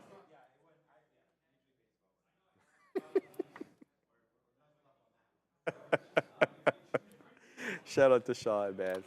Good vibe, Sean. I'd say I'm gonna call him now, from now on. Good vibe, Sean. There's Killer Katina. He's such good vibes. There's yeah. Katina man. There's Good Vibe Sean. Yeah, there's a whole bunch of names for the Katina man. Right? And it's an accurate nickname. Sean always comes in like so friendly, so amped. Yeah. 100%. I even look. Yeah. He's like, yeah, okay, we're gonna change that up. He's like, no, we must be Killer Katina again. All right, so the next, we're going to talk about advanced exit strategy. So how do you take your profit wisely here, guys? I mean, we talked about where to look for the entries and exits on the trade, or the entries, sorry, specifically here. How do you get out of the trade once you're in it, right? Well, the first thing, obviously, is to do is where is that key area of resistance if you're long, or that key area of support that if you're short. That's the most obvious way if you're range trading. We're going to go a little bit beyond that, though. We're going to talk about trailing stops, right? Because once you get in on a long at support or in at a short at resistance, it doesn't mean that it's going to make its way all the way down or all the way up to that previously earmarked area. No, it could absolutely zigzag and then make its way there. And that means you could be offside on the trade. So one way to avoid that is by using trailing stops. A trailing stop, if you don't know, essentially it's an automatically adjusting order as the price moves in your favor. So you're locking in profits, while limiting potential losses on a reversal. So consider adjusting the trailing percentage based on your risk tolerance and the market volatility. Essentially what you're doing here is you're looking to move up your stop loss from your original position as the price moves in your favor if you're long. Conversely, you're moving down your stop loss if the price goes down in your favor for the short, okay? And the whole idea here is if it flips the script on you, you lock in profits where you're profitable, not break even or at a loss, okay? That's a look there. And there's also volatility-based exits, right? So you can use things like average true range or ATR, or look for other volatility indicators that can help estimate price targets within the range. So if I know, for example, that the ATR, I'm just giving you a random number, on Apple is 5, right? Then I know that if I get into that 5 range when I'm long, so I should be looking to take profits there. Conversely, when I'm short. So you can use ATR to help gauge the range of the instrument that you're trading on the day. Look to exit near the range highs for the shorts, or the range lows, obviously, for the longs, based on ATR reading to capture a reasonable portion of the expected price movement. But be aware, guys, of any potential support for the shorts or resistance for the longs within the range that could provide early profit-taking opportunities if the move doesn't follow through. And so combining all these strategies together, let's use an example here. So identifying a potential short entry with a bearish engulfing candle near engulfing bar near resistance. So for example, we were talking about before, if you're looking to get long or short, you're looking for in the pin bars, you're looking for the engulfing bars at key areas of support or resistance. So that's how you would get in. The confirmation, as you would use the order flow analysis, look at the book to make sure that that level that you were looking on the chart is in fact a key area of resistance, because you see a lot of sell orders there on the book. Conversely, that area of support that you saw on the chart, make sure to confirm that with the buy orders on the bid side on the book. Make sure to use that as well. And then your exit here, you're going to set trailing stop loss orders and consider an additional profit target based on average true range. If you don't know how to use ATR or average true range, go to the Trader TV Live YouTube homepage, click the magnifying search glass thing and type in ATR or average true range, and there will be a plethora of videos there that you can go in and figure out how to use and what the deal is with ATR. And remember, guys, right? If you're going to use this strategy, make sure to backtest it first, ideally in a sim, obviously, on historical data to understand their effectiveness and to fine-tune your approach altogether. And here's a little bit of a bonus tip. I hate when people call me during the show. Always consider risk management. We didn't talk a whole lot about risk management. Usually I include a risk management slide, but make sure to balance your potential reward with the risks involved in every trade. Warren. What do you want, bro? Why do you, like, we're trying to do a lesson here, Warren, okay? Like, this is not the all-you-can-eat buffet, okay? You cannot call us right now. I love it. I had to. I love it. What are you looking at over there? Yeah, thank you for the great lesson there. I am looking at a little bit of disappointment here in TSLA. No, I'm joking. We're all good in here. I don't want us to make a higher high. If we resist this area here at this 170, 180, we will stay in the trade. If we break above it, I'm outie. I want to add a little bit too if we get into like that 60, we'll do 69 here, as Sharif sometimes says, what's life without whimsy? But also just because that was an area that was kind of interesting earlier. Also, so the impetus for getting into this trade, if I may, is because I liked these lower highs. Also, I like that we were rejecting at this previous support area that we had twice. I got into that support earlier. So I thought, Adair, if you liked it as support, now it's coming into resistance, you owe it to yourself to try to short it. So that's what I'm doing right now. Please just punch, trying to get out half the position at this earlier low here, that 170.90, saving a piece for the dream a little bit below. It looks like Tesla is ready to make dreams come true, but we'll see, because stocks don't care about your feelings. Trying not to get too twitchy in this trade and just let it happen. Which brings me to, we have a little pinned comment here on our stream. You can follow us on Twitch now. So please do that. Shout out there. We are like everywhere on social media. We're live on Insta. Are we live on Twitch, Chile Nightmare? Yes. What? Oh, I will. I didn't know. Here we go. I didn't know we were live on Twitch. Yeah. Oh, amazing. there we are. There we go. Oh, sick. Okay, cool. Because all I see is like. This is weird reacting to yourself. I know, right? Oh my God. It's gonna be an infinite mirror now. Let it go. Let it go. I like it. I like it. All right. What is what's? Oh, you're a long Tesla. I like that. Okay. No, you're short Tesla. Excuse me. And that's a great trade, I think, Adara, because we're continuing to make lower highs on TSLA. In fact, the last couple of attempts, I don't think we got to VWAP. So I think that is looking very flat bottom breakish. And by flat bottom breakish, I'm talking about that 170 3/4, maybe even 171. We have wicks into that 170 3/4. But the better level, in my humble opinion, shout out to Jay Lee, who always says that, is that 171 area. So you know you're not going to get flat bottom breaks in the same way on Tesla as you are on some of these small cap gappers. But this is an excellent kind of range, not range trade, but short the pops. Anything into the 20. Look at this yellow line over here. All the moves into that solid yellow line, Adara, have all been sold off. Shout out to you. Great looking trade there on your Tesla short. Thank you very much. And part of it too came from, and again, we're talking about trading the ranges. This is, of course, a topic that I was very excited about because someone likes ranges, and that someone is me. Sharif can literally, like, he knows. If he says range, I'm like a little dog, like, what? Huh? But yeah, so this Tesla, I liked it off the bottom here, but as Sharif said, this lower high had me scared. I was like, we have to get out here. So I got out at the lower high. Happy I got out where I did. Then when I noticed we're rejecting that previous area of support, that's when I decided to enter the short. So happy I did. We're about 20 pennies in la money right now. So like I said, I'm interested in potentially adding to this position if we get into 161.70s, but we couldn't even really get into 161.50s or 60s. So we'll have to wait and see what occurs. Trying to pack my patience and not get out at 20s, but it's getting a little hard.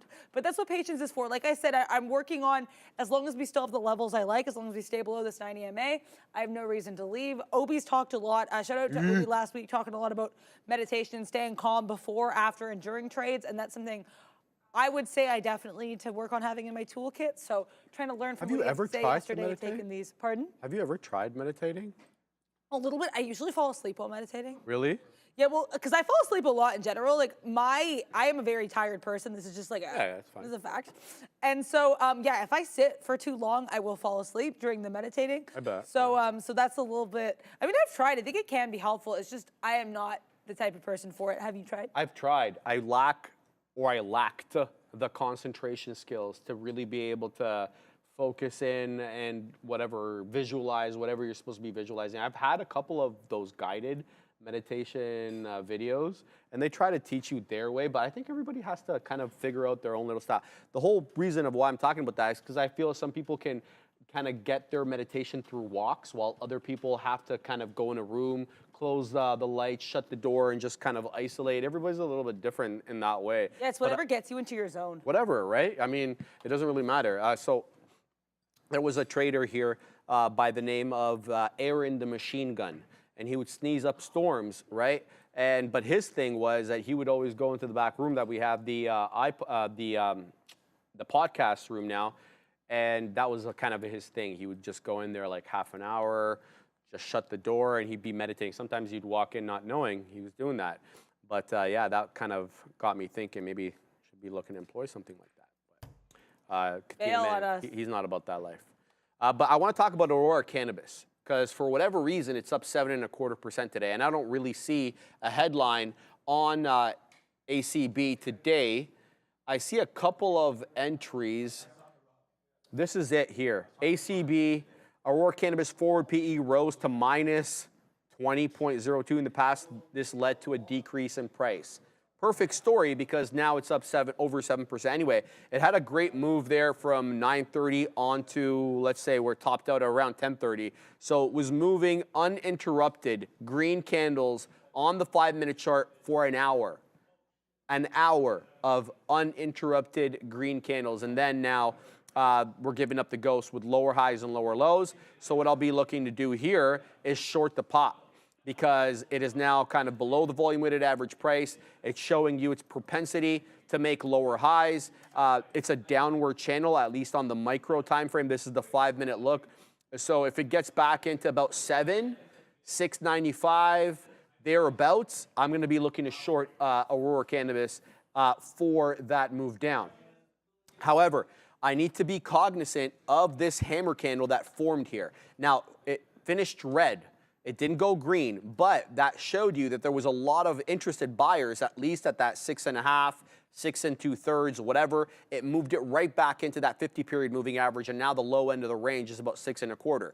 So again, if this comes back into 695, 7, I'm going to be looking to get short. So much do I like this trade, I'm putting an alert at that level to kind of give me a bit of a heads up. If it comes in to the level that I like, we'll be looking to short ACB here. Again, lacking a catalyst, but we know that weed has been strong lately, especially with that election year. It seems to always be one of those hot topics. Yeah, Darwin's saying too, Ben Fink is saying it's a Reddit play for ACB. Thank you, So I didn't know that. Thank you to Darwin for pointing that one out. We don't need Darwin AI when we have Darwin in the chat. Shout out to Apple. But yeah, so that's an interesting one. Also, speaking of comments, we have Paul Lamore saying Tesla turns up from here. I'm in the short, and I do kind of see what you mean by that. And I say that because look at these little wicks here. This was our previous area of support at this 171.40. I like that we're rejecting a little bit, so I get in on the short. Oh, no. And then I notice we're not. These could also be interpreted as some bullish candles at a previous area of support, and I do not like that, Sam. I am. So we're gonna have to work on extricating ourselves from this trade. Like I said, though, trying to stay calm. I think Vin was saying the key to meditation is being less in your mind and breathing more. So I'm trying to do that a little bit. Yeah, I guess I probably do not seem like a huge meditation person, but it's something I'm trying to work on. Yeah. Breathing, being calm, being chill, and hanging out here in the market. And shout out, of course, to everybody in the chat. Shout out to Bears versus Bulls, world's greatest moderator. But yeah, Paul Lamore, if you were a long Tesla, I think you're probably have something going on here. And I say this as someone who's in the short and just being aware. So happy we got that reload. Like I said, as long as we're below this earlier high of 80s, please just punch. I like your short here, Adara. I mean, look, can I show you something? Yes. The yellow line is a 20 EMA. Is there a closing print above the 20 EMA? I don't see one. No. It's been, every single one has been a rejection of the 20 EMA for whatever reason. I mean, it doesn't really matter why. The fact is it's doing it. So I don't know.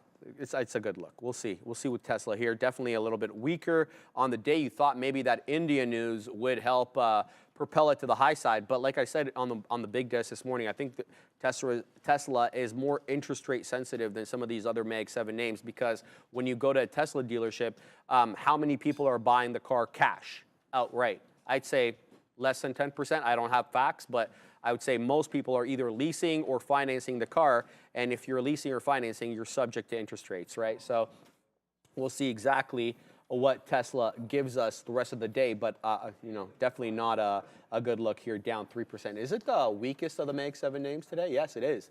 Tesla by far the weakest of the Mag 7 names. In fact, I was about to sing Apple's praise here for a second, but second only to Tesla is Apple, down 0.97%. So Tesla taking it the worst of the bunch. All right, ACB not coming into my level. Softy right back into 421 and at VWAP. So do we short Softy here, right? Softy has rejected off VWAP multiple times. Specifically, I'm talking about a VWAP rejection at 11:30 and then again at 12. And we're presented with one right now at that 421 level. It's the whole dollar level as well as the volume weighted average price. We're also rejecting VWAP on the future. So there is some confluence here between the chart of Softy and the chart of the NQ. It doesn't matter, MNQ, NQ. So interesting look here. Let's look to get short on Softy. Yeah, also this is pretty funny here. John Szymanski's saying, all I hear is 420 this, 420 that. I said I'm in. So it looks like Sharif's saying he's in as well. Hopefully 21 can do something for you. I missed it. It tanked. It was, as I was talking about it, it went down more. I put my it's not a dip trade, it's a pop trade, I guess, to get short. A rip trade. No, I'm trying to get it at a higher price to get a better entry, but you know, it may not make it. It might just continue to go down. So. Yeah, it's hard to think about because I was like, you know how like you buy the dip, it's like short the rip or whatever. Yeah. Okay. Yeah. Same thing. But yeah, it's hard. Yeah, that one doesn't have like I guess a natural verbiage to be used for it. But also, I'm pretty sure Ponzi did tag you with his card trade of the day. Did he? I thought I saw. Yes, he did. Yeah, it's up here. It's a pretty good one. Yeah. I like. What's the 1989 Merkur? Not even Mercury. This is Merkur. Wow. I forgot those even cars existed. XR4 Ti. Okay, this is going to require a Google search here, dude. I need to see what the hell this is. All right. I remember there was a car called Merkur. It wasn't Mercury. Really? Was it? Oh, I'm not. Maybe I'm wrong. XR4 Ti. What is this do you have for us? Yes. Yes, it is called the Merkur. I remember this, man. Car.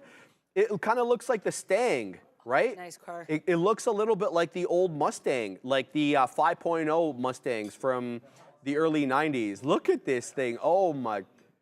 Hey? Yeah, it does. The Chilean Nightmare says it reminds me of the Sylvia.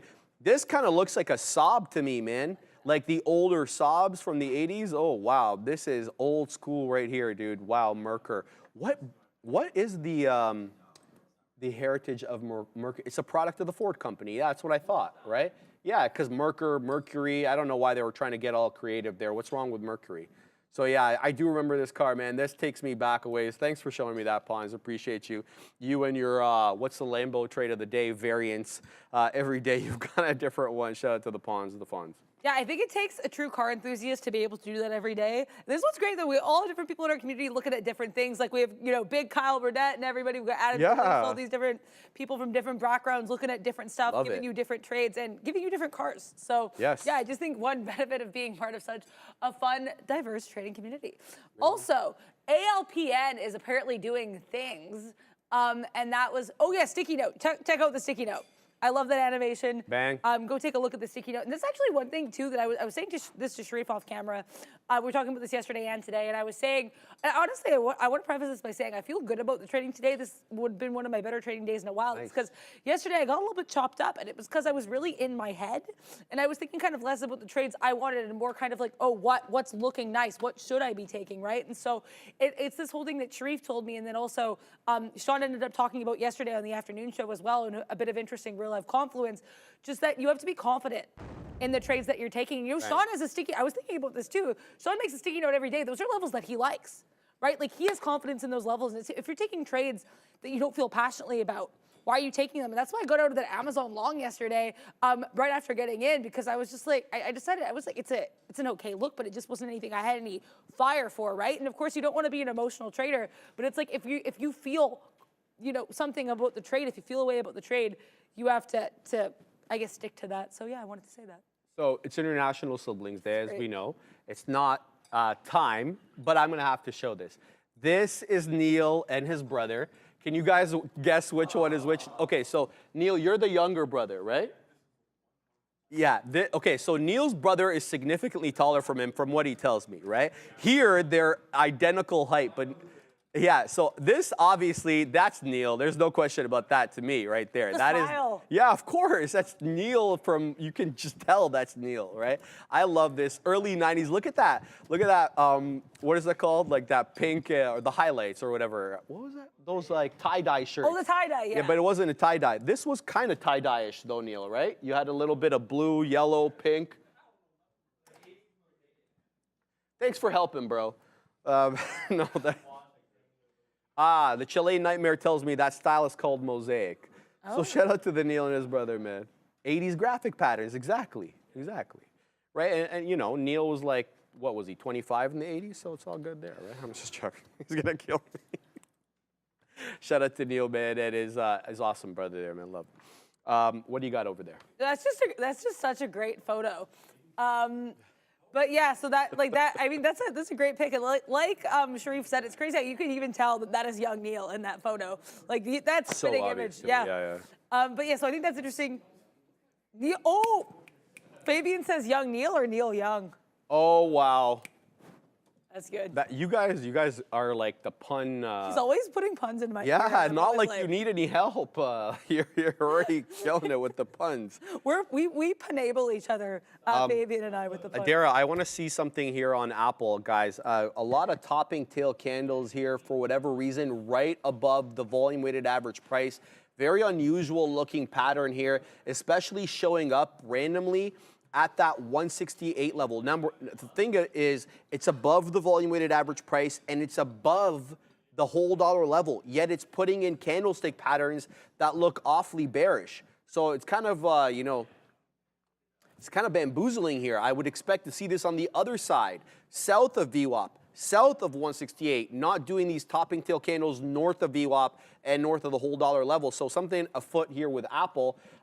We'll see how this ends up panning out. But, you know, it's been a range trade, no question about it, on these Mag 7 names as it was yesterday, unless obviously you started trading at 8:30 when that CPI print came out, because it absolutely tanked the market. We were above 18.4 at the start of the day, and we almost broke 18,000. Low day on the MN or in the NQ June contract is 18,053. So we moved over 400 points in one fell swoop in two candles, 2 5-minute candles. We dropped 400 points. So it was definitely a day. All right. So with respect to that, let's go back into this range trading that we've been doing on Microsoft, and we're right back at that 421. I'm a little hesitant to get in here because we popped into 421, then we held it. So if I get a good price here at 421 and change, and then I can just keep my stop on the high end of the range, and then that could be the trade there. So I'm going to send it to you, Adara, while I get in. Yeah, I also was looking at that Microsoft range, and I was like, perhaps. But also, shout out to Kyle Burdett here saying that if someone was asking what's happening to Fiverr, and apparently a new company is undercutting them. Oh. So I can't see any news on this, but let me take a look at this one. I don't know if this is, oh yeah, here we go. This is, oof. Look at this volume candle here to the downside. Yeah, this is a bad look. We are decidedly under the 90 MA and under VWAP here. So this is a bit of a move to the downside. Are we trying to curl back up here at the 90 MA? I would need a little bit more evidence for that, especially given the volume candles here are overwhelmingly red to the downside. Also, too, I want to take a look. You know, we talked about ACB. Shout out to Darwin, who was saying that ACB was Aurora Cannabis was on the Reddit watch list or potentially Reddit play, according to Benzinga. But let's look at two other meme-esque stocks being mentioned right here in the chat. Reddit apparently at an all-time low. Speaking of Reddit, I always forget this one's on the NY, but it is. So let's take a look here at R to the D to the D to the T. Ooh, okay, this is rough. Let's take a look at the daily chart here. On this guy, this is a fun IPO trade. I was so happy I was able to trade this one in the IPO. That was a good time. Yeah, talk about a flat bottom break. I mean, not necessarily lower lows necessarily. It's also a little bit different because we had that IPO, but we have this move up to, at least on a closing basis, 66. Then we kind of pop up in here decidedly again below this 90 MA around these 50s. Then we get into 47s. And again, every time we have this low of 45. Then when we break it, we do break it with a viciousness, as I sometimes say. Oh, okay, Kyle Burnett was being sarcastic. Oh, I'm bad at sarcasm. Yes, So yes. it was a joke. Okay, well, sorry about that. That was not news, I guess. It was just saying that Fiverr, there was a new company called Onesie undercutting them. Yeah, that was a good joke, Kyle Burnett. I just wish I was better at sarcasm. But yeah, thank you for that one. I'm not seeing any news on Fiverr, though, on the reel. Let me see if there's any deets on this one. To see in terms of short float on this. Also, we did get filled in Tesla. We got out some of this short at 171.20s. I was looking for something just below 171, but I might have to change that. Let me see how we're doing on FVRR, Fiverr International.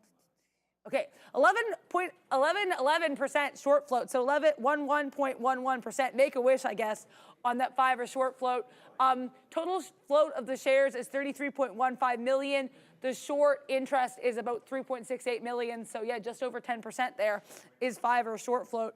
But yeah, this Reddit daily, it looks like a little bit of a flat bottom break on the daily. I think it was Kendall Lopez in the chat earlier saying, like, why is it that sometimes you can see those patterns like we were talking about earlier, the bearish and engulfing or the pin bar a little bit more clearly on the day. And I think it's because sometimes on the day you have a little bit more data. You know what I mean? Like you have more data to kind of prove what's being done in the chart, if that makes sense, right? So with these 5 minute, we talk about fractal patterns, right? The larger time frame you have, the more significant it's going to be. So I don't know if that helps. That's something that would just be my interpretation of it. But we have this look at Reddit. Let's also look at DJT because that's another one that has been mentioned a little bit here in this chat. Yeah, this daily chart, unlike Reddit, which did have some highs and lows, bless you to whoever just sneezed there, we're seeing kind of a continuous move to the downside here on DJT. On the daily. 5 minute, it's a little sad. We had, I don't want to say flat bottom break, but we did have this pseudo support area in this range of 36 to about 36.3 earlier, and then falling to the downside, rejecting off that 90 MA. Yeah, this is definitely a weak look here on DJT. Counter Institute saying that Fiverr has broken the all-time low. Thank you for telling me on that. I can't find any news on it. Short float, not insignificant. But if I hear anything, I will let you guys know. And again, shout out to Kyle Burdett for that pun. I did miss the sarcasm on that, but still a very funny joke, very punny joke on that one. So yeah, we had our look at DJT. We had our look at Reddit. So I would say a little bit of a meme stock diversion here. I can't believe 10 minutes until the auction. I can't believe we're already 2/3 of the way through how to trade today. It's been quite a day. It's been a fun trading day. Yeah, no question about Bless it. you. Bless you, whoever that was back there. Okay, so my headset's not working again. Sorry, Chilean Nightmare. I'm going to have to reset this one after. I throw it to Adair. Maybe I'll reset it when she's dropping the lesson. But so if you want to say anything, I guess Adair is going to have to be the one you talk to. Yeah, it's going nuts in my ear. Oh, boy. This thing. Let's figure out some other trades here. We were looking at Aurora Cannabis earlier. Did I get the notification about that? Let me pull that up. I put up a notification here for Aurora Cannabis, but thought I had it on here. Let's take off RBLX ACB. We're looking to possibly get short. So it hasn't made its way up there yet. It's really hugging that 50-period moving average. I'm looking to get short if it comes back into the volume-weighted average price. It's been a downward channel the entire morning ever since printing that high at 10:30. It's been lower highs and lower lows. Again, popping up on what we believe to be Wall Street Bets news, but I don't have actually confirmation of that on my side. So, shout out to Darwin for letting us know. The Katina Man just got filled on ARM again to the downside, short 127.25. Wow, 127.18. Katina Man trade. Short SMH at 223. He's $1 in the money on that, so we're gonna hit the dollar club for the Katina man on that one. SMH and the chips, except if you're TSM and NVIDIA, everything is in the red. And SMCI, excuse me. SMCI is up 0.88. Everything else, AMD, Intel, we're talking about, almost 3% for AMD, 2.25% for Intel. So we'll keep eyes on that. All right, let's go back in here because we just got stopped out of Softy because, well, it broke above the volume weighted average price. Very happy with this out over here as the range is no longer intact on MSFT. It was 421 to the high side, 420 to the south side. We've just broken out now with viciousness, as Adair likes saying, we're coming into the 50-period moving average on the 5. Let's see if we can make it up into 422, but this is a decided change in the price action that we've had the entire morning here on MSFT. As you can see, it's been multiple rejections off the volume weighted average price and that 421 area, and this is the first time we've been above VWAP since about 10 to 11 this morning. So that is also coinciding with a nice move up here on the future as we kind of curl right back into that above the volume weighted average price again on the future, and we're inching in closer to 18.2 now. We know for a fact that 18.2 has been that resistance level. It didn't matter that we broke it here. It was a perfunctory break. We rejected off the 5. I'm talking about that 18.235 pop that we got at 10:30. I actually took that one long on the TQQQs. Thinking that we had an ascending wedge here. Look at this, higher low, higher low, higher low, ascending wedge with a flat top. So I was like, all right, we're gonna recover on the market. And then I was actually talking Dan the Man Emmons. He was like, look, man, I'm still looking short. And he was right because it did actually come back down below 18.2, but not that aggressively. I mean, we didn't break through 18.1. In fact, we kept above 18.125. So right now we're moving inching a little bit closer into that 18.2 level. Things are going to have to be decided here because we know for a fact that that was a resistance level this morning. So it's going to be an interesting look to see what happens here. Big Kyle Burdett, what's up, my man? Twitch isn't that where the gate... Oh. Kyle, I just have to read your comments before I read them. You're a joker, bro. Oh, my goodness, Kyle. You always make me chuckle, brother. What else we got? What are you looking at over there, Adair? Yeah, so I did get out of the Cybertruck. I was violently extricated from the Cybertruck here. Like, literally, they picked you up. They said, there's a reason these doors don't open, Adair. Get out of this trade. Yeah, the trend so is changing. That's a reference to, as Sharif has said, they don't let you see inside the Cybertruck, apparently, when you go to see the Cybertruck. So that's what that is a reference to. We did see inside the Cybertruck, though, where this is the one name we're a little bit negative on right now, just slightly, less than a cup of coffee. So really proud of what I did with this. And I mean less than a cup of Tim Hortons coffee, so I'm very proud. It's not even like less than a Starbucks coffee, you know what I mean? So I digress. I liked this, but really I should have been, again, I've talked about sticking to my guns a little bit more. I should have just gotten everything out near that 171 bottom instead of saving a piece for the dream. So I'm happy with where it got out, that we break decisively above those 80s. I say bye, bye, bye. I wasn't in sync with Tesla anymore, so we did get out. Right now, though, it looks like this range could be coming back in with this 80 rejection. I'm not playing this, though, with the bond auction in 3 minutes. No. Good point. That is something I will have to stay away from. Also, Donnie Zimbabwe, thank you so much for the $7.99 super chat. Much appreciated. Or sorry, $4.99 super chat. Much appreciated. NVIDIA, is it going to test above 875 soon? I feel a move to the upside. Let's see. So there are a couple levels of NVIDIA I really like. So I might wax poetic about this, if I may. So, NVIDIA. I love this 864, 865 base. This is what I kept playing earlier today. Clearly got out of this a little bit early, but that was, again, just scalpulation. I didn't like what as we were moving lower here, and then I decided to get out. So I'm still happy with the trade. We made some on it. We didn't, stress ourselves out. So that's always what's nice here.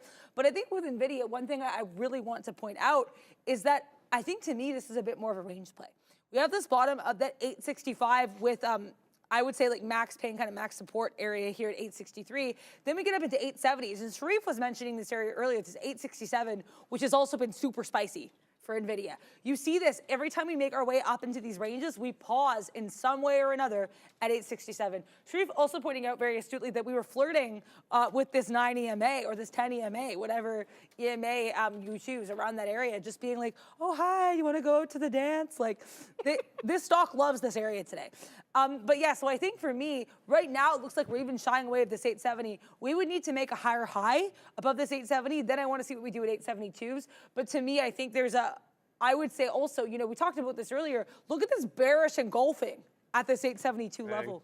To me, this is a little bit of a sign. This is a clear area of resistance where sellers are saying, nah, good luck trying to get above that 872. So I think NVIDIA would have to do that with the viciousness for me to really feel the strength and oomph to the long, if I'm being really honest with you.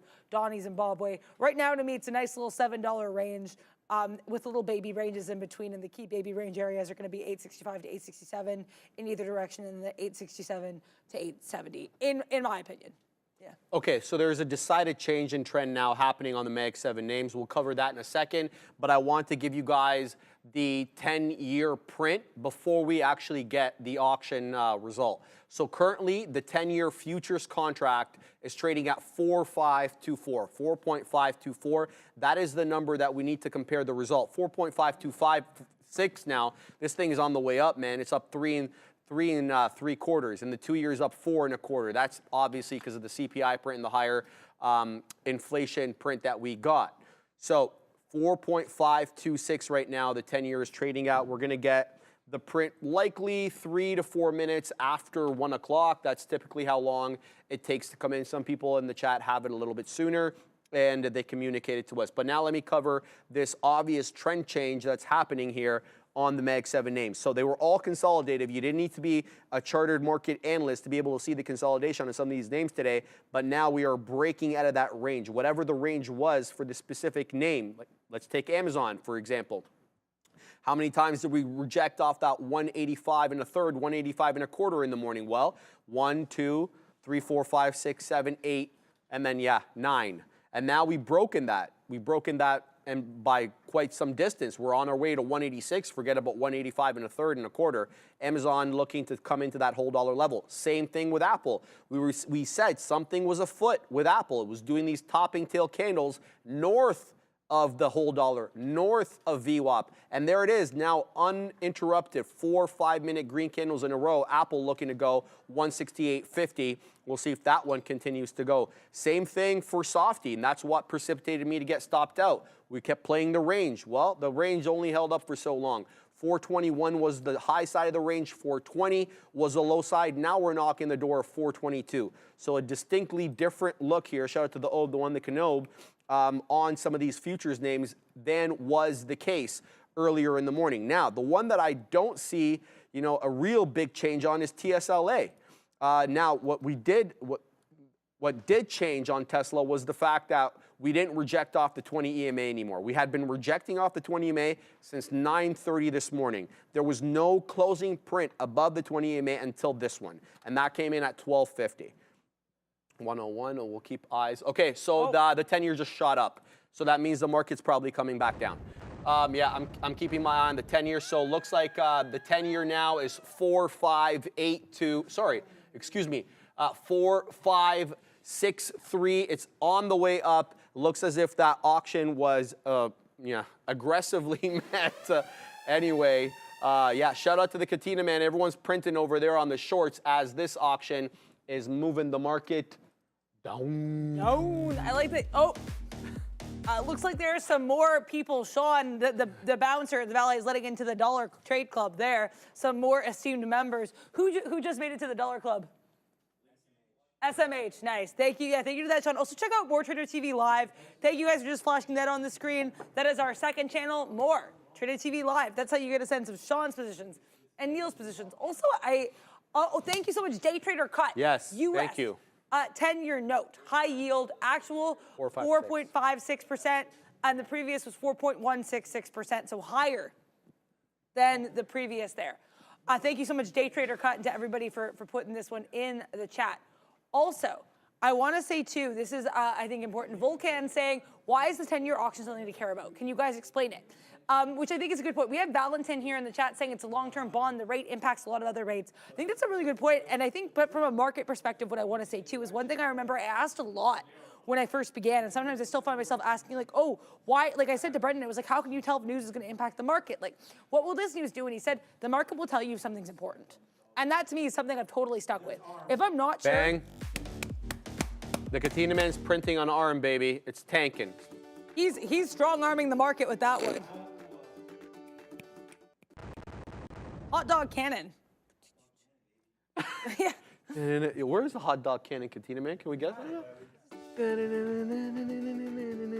Shooting hot dogs. He looks man. so happy. Yeah, and he's like firing off hot dogs. I love it. Yeah, golden relish there, or mustard. Yeah, I know, brother. I know. Vibes.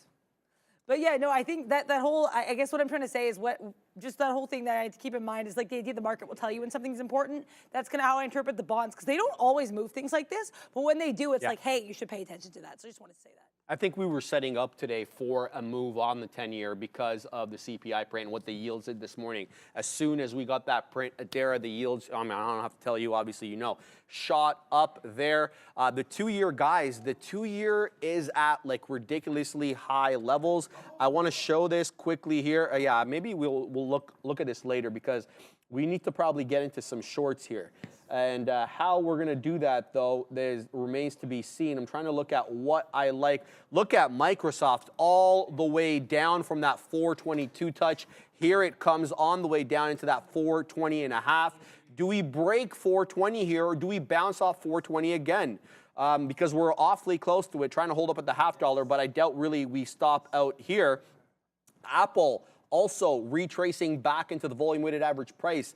Is this going to break down, or are we going to continue with this higher low pattern that we're putting on AAPL? It's doing the dance right now at the whole dollar level at 168. Tesla also on the way down off that 172 rejection, now about 171 and a quarter. So great look on all these names. Just, you know, it looks like we're going to have to weasel away into the short. Just trying to figure out exactly how I want to manifest that here. Look at NVIDIA. It doesn't even move, bro. NVIDIA is just It came back into previous support, the 865. I mean, it moved what would be the equivalent of like 10 pennies on Apple. No, I don't actually know the math behind that. But yeah, it's still within the range, Adara. It hasn't broken down below that range. I mean, if you had that 462 and a half as your bottom end, or 463, 464 as your low end, depending on whether you're using closing prints or wicks, we're still above it. Looks like it might be on the way down now. Maybe we'll look at NVDL here to try and weasel away into this trade. Adara, I'll send it to you. Yeah, see, I don't know. I'm still kind of like the long one in NVIDIA. I'm very conflicted. So here's my issue, is all of these stocks came in to me for the bottom of their ranges. So it's a little bit hard for me to want to short when we're coming into previous support. NVIDIA, although I think Sharif's right. I think if NVIDIA could break below this. I think if it does break below this, RIP NVIDIA. Yeah. But I don't know, I'm tempted here because we're holding up. Look at the little bottom of this range I drew. Oh, we're holding up so nicely here at this 865. I'm like, NVIDIA, don't do this to me, girl. Yes. Short. Pardon? Don't go long? Okay, I appreciate that because that's what I would have done. So thank you to Sean for that. And if you go short, I'm actually considering the short too because Sharif was just mentioning the low end of that being that that 863 area, 862. So if you go short, you do have a profit taker here. You know what? I'm going to short this. Thank you so much, Sean, for that. I appreciate that advice. We're going to take the short. We're going to take the short. Because I do have it. Pardon? Dump it. Dump it, indeed. Damp it. Damp it. Yeah, we're going to take the short.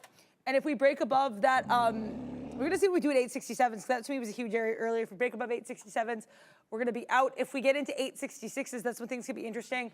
We're trying to get involved in about 865.40. That might be a little bit too conservative here, but we're going to have to wait and see what occurs. Also, Apple. I was about to punch short on this. I was like, let's see what we do at the bond auction. And then right as I was about to punch short, Apple's like, bye-bye. So, yeah, I mean, you don't want to get lost in the Apple sauce on this one. This is a nice look here on the A, the P, and the L. Thank you. I'm just happy to be here and make my puns and do some trades. I feel like you're doing stand-up today, man. My goodness. It's been a little too, the pun never stops, I guess, over here. But yeah, NVIDIA holding up pretty nicely. Thank you, Sean. I appreciate that advice there. I mean, that's what's great about being in this community, in this room, is you do get, and same with the chat as well, as you get different people's perspectives on stuff. So I'm excited for this short. I like that we're not breaking above the 866. I am going to get just above this 866 area to potentially add some shares. Let's do 866 12s. because what's life without whimsy? Very random number here.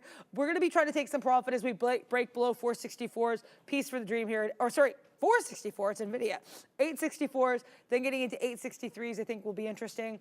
Yeah, I think if NVIDIA breaks, especially with these lower highs, it's going to get spicy. Yes, it And is. we want all the smoke.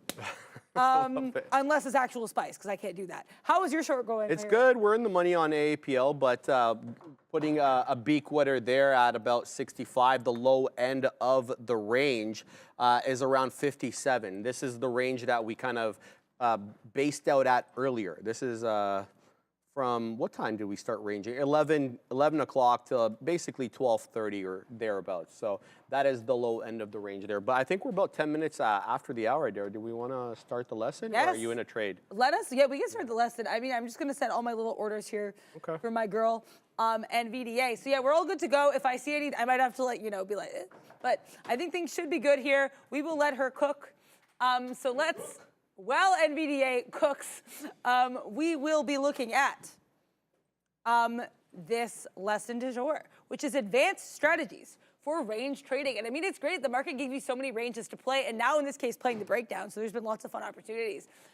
So here's some more advanced entrance and exit strategies beyond the support and resistance we've been talking about all week. These can help you elevate your range trading game, which is something I'm excited obviously to talk about as well, because I'm always trying to elevate my range trading game personally. So some beyond basic levels or static levels, we're going to talk about price action entries that give you these catalysts, these pops to take a look at. One of these is going to be pin bars. So these are going to be single wick candles with tiny bodies. We will show you these in a moment. This can signal potential reversals at support or resistance. A long wick extending below support can suggest a failed bearish attempt, which hints at a potential buy signal, and conversely, a long wick above resistance can indicate rejected selling pressure, which can potentially foreshadow a short trade. Also, yes, NVIDIA, do your thing, 21. We just got part filled. Engulfing bars are the other candle you want to keep an eye on. A bullish engulfing bar is going to completely engulf the previous bearish area at support. And here we are. We're going to take a look at this. This is the pin bar, right? You can see here we had these fake potential moves above here and a false break before going back below. We have some more false breaks on the pin bar, which show, hey, this is an area you want to keep an eye on for support et resistance. Also here too, this is an example here. You have your bullish engulfing bar completely engulfing the previous bearish candle, especially for coming into an area of support. This can signal, hey, this is an area people are looking at where you want to get involved in and see what's shaking here. Then we have our bearish engulfing bar, which does the exact opposite. We have this area at resistance. We have this bullish move up. Then we get to resistance and we say, nah, and this bearish candle engulfs and can signal some potential downside continuation. Now also, let's take a look at these order flow analyses for dynamic entries. So this is kind of an examination of the buy and sell orders placed in the market. These tools like level 2, order books, or volume analysis can help reveal hidden support and resistance areas. So this is something Obi talked about a little bit as well. I think this is when he was subbing at the end of last year, I think end of 2023, basically saying that if you know a stock well, you can see in the book where you're having unique movements, that can give you a sign of some interesting pressure. So that was, I think, a really important thing I learned there. And it's like if you look at a stock on F2, you can kind of see, hey, this is outsized movement, or this is particularly interesting movement, especially at levels of key interest that can give you some support and resistance areas for your range beyond just what you see on the chart. Also, you want to look for areas with a significant imbalance between buy and sell signals, especially if it's near support and resistance, because that can signal a potential breakout or reversal. Also, let's talk about advanced exit strategies. Trailing stop losses is a good one. So Neil does this a lot. Sharif was shouting that out as well. This will automatically adjust your stop loss or your stop, as the price moves in your favor. So you can help lock in profits while limiting potential losses on a reversal. So you might want to consider adjusting the trailing percentage based on your risk tolerance and market volatility. Also, you have volatility-based exits. So the ATR, average true range, or other volatility indicators can help estimate price targets within the range.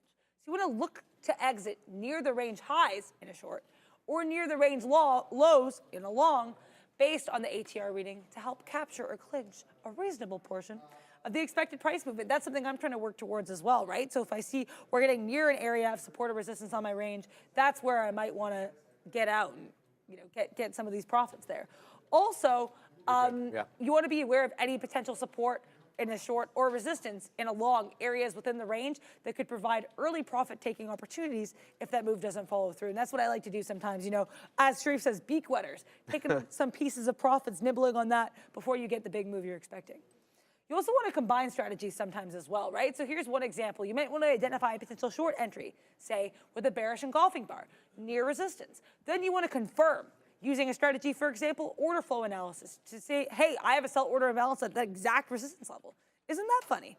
You get involved, but then where's your exit? How are you going to get out of the trade? Well, for example, you might want to set a trailing stop loss and consider an additional profit target based on your ATR.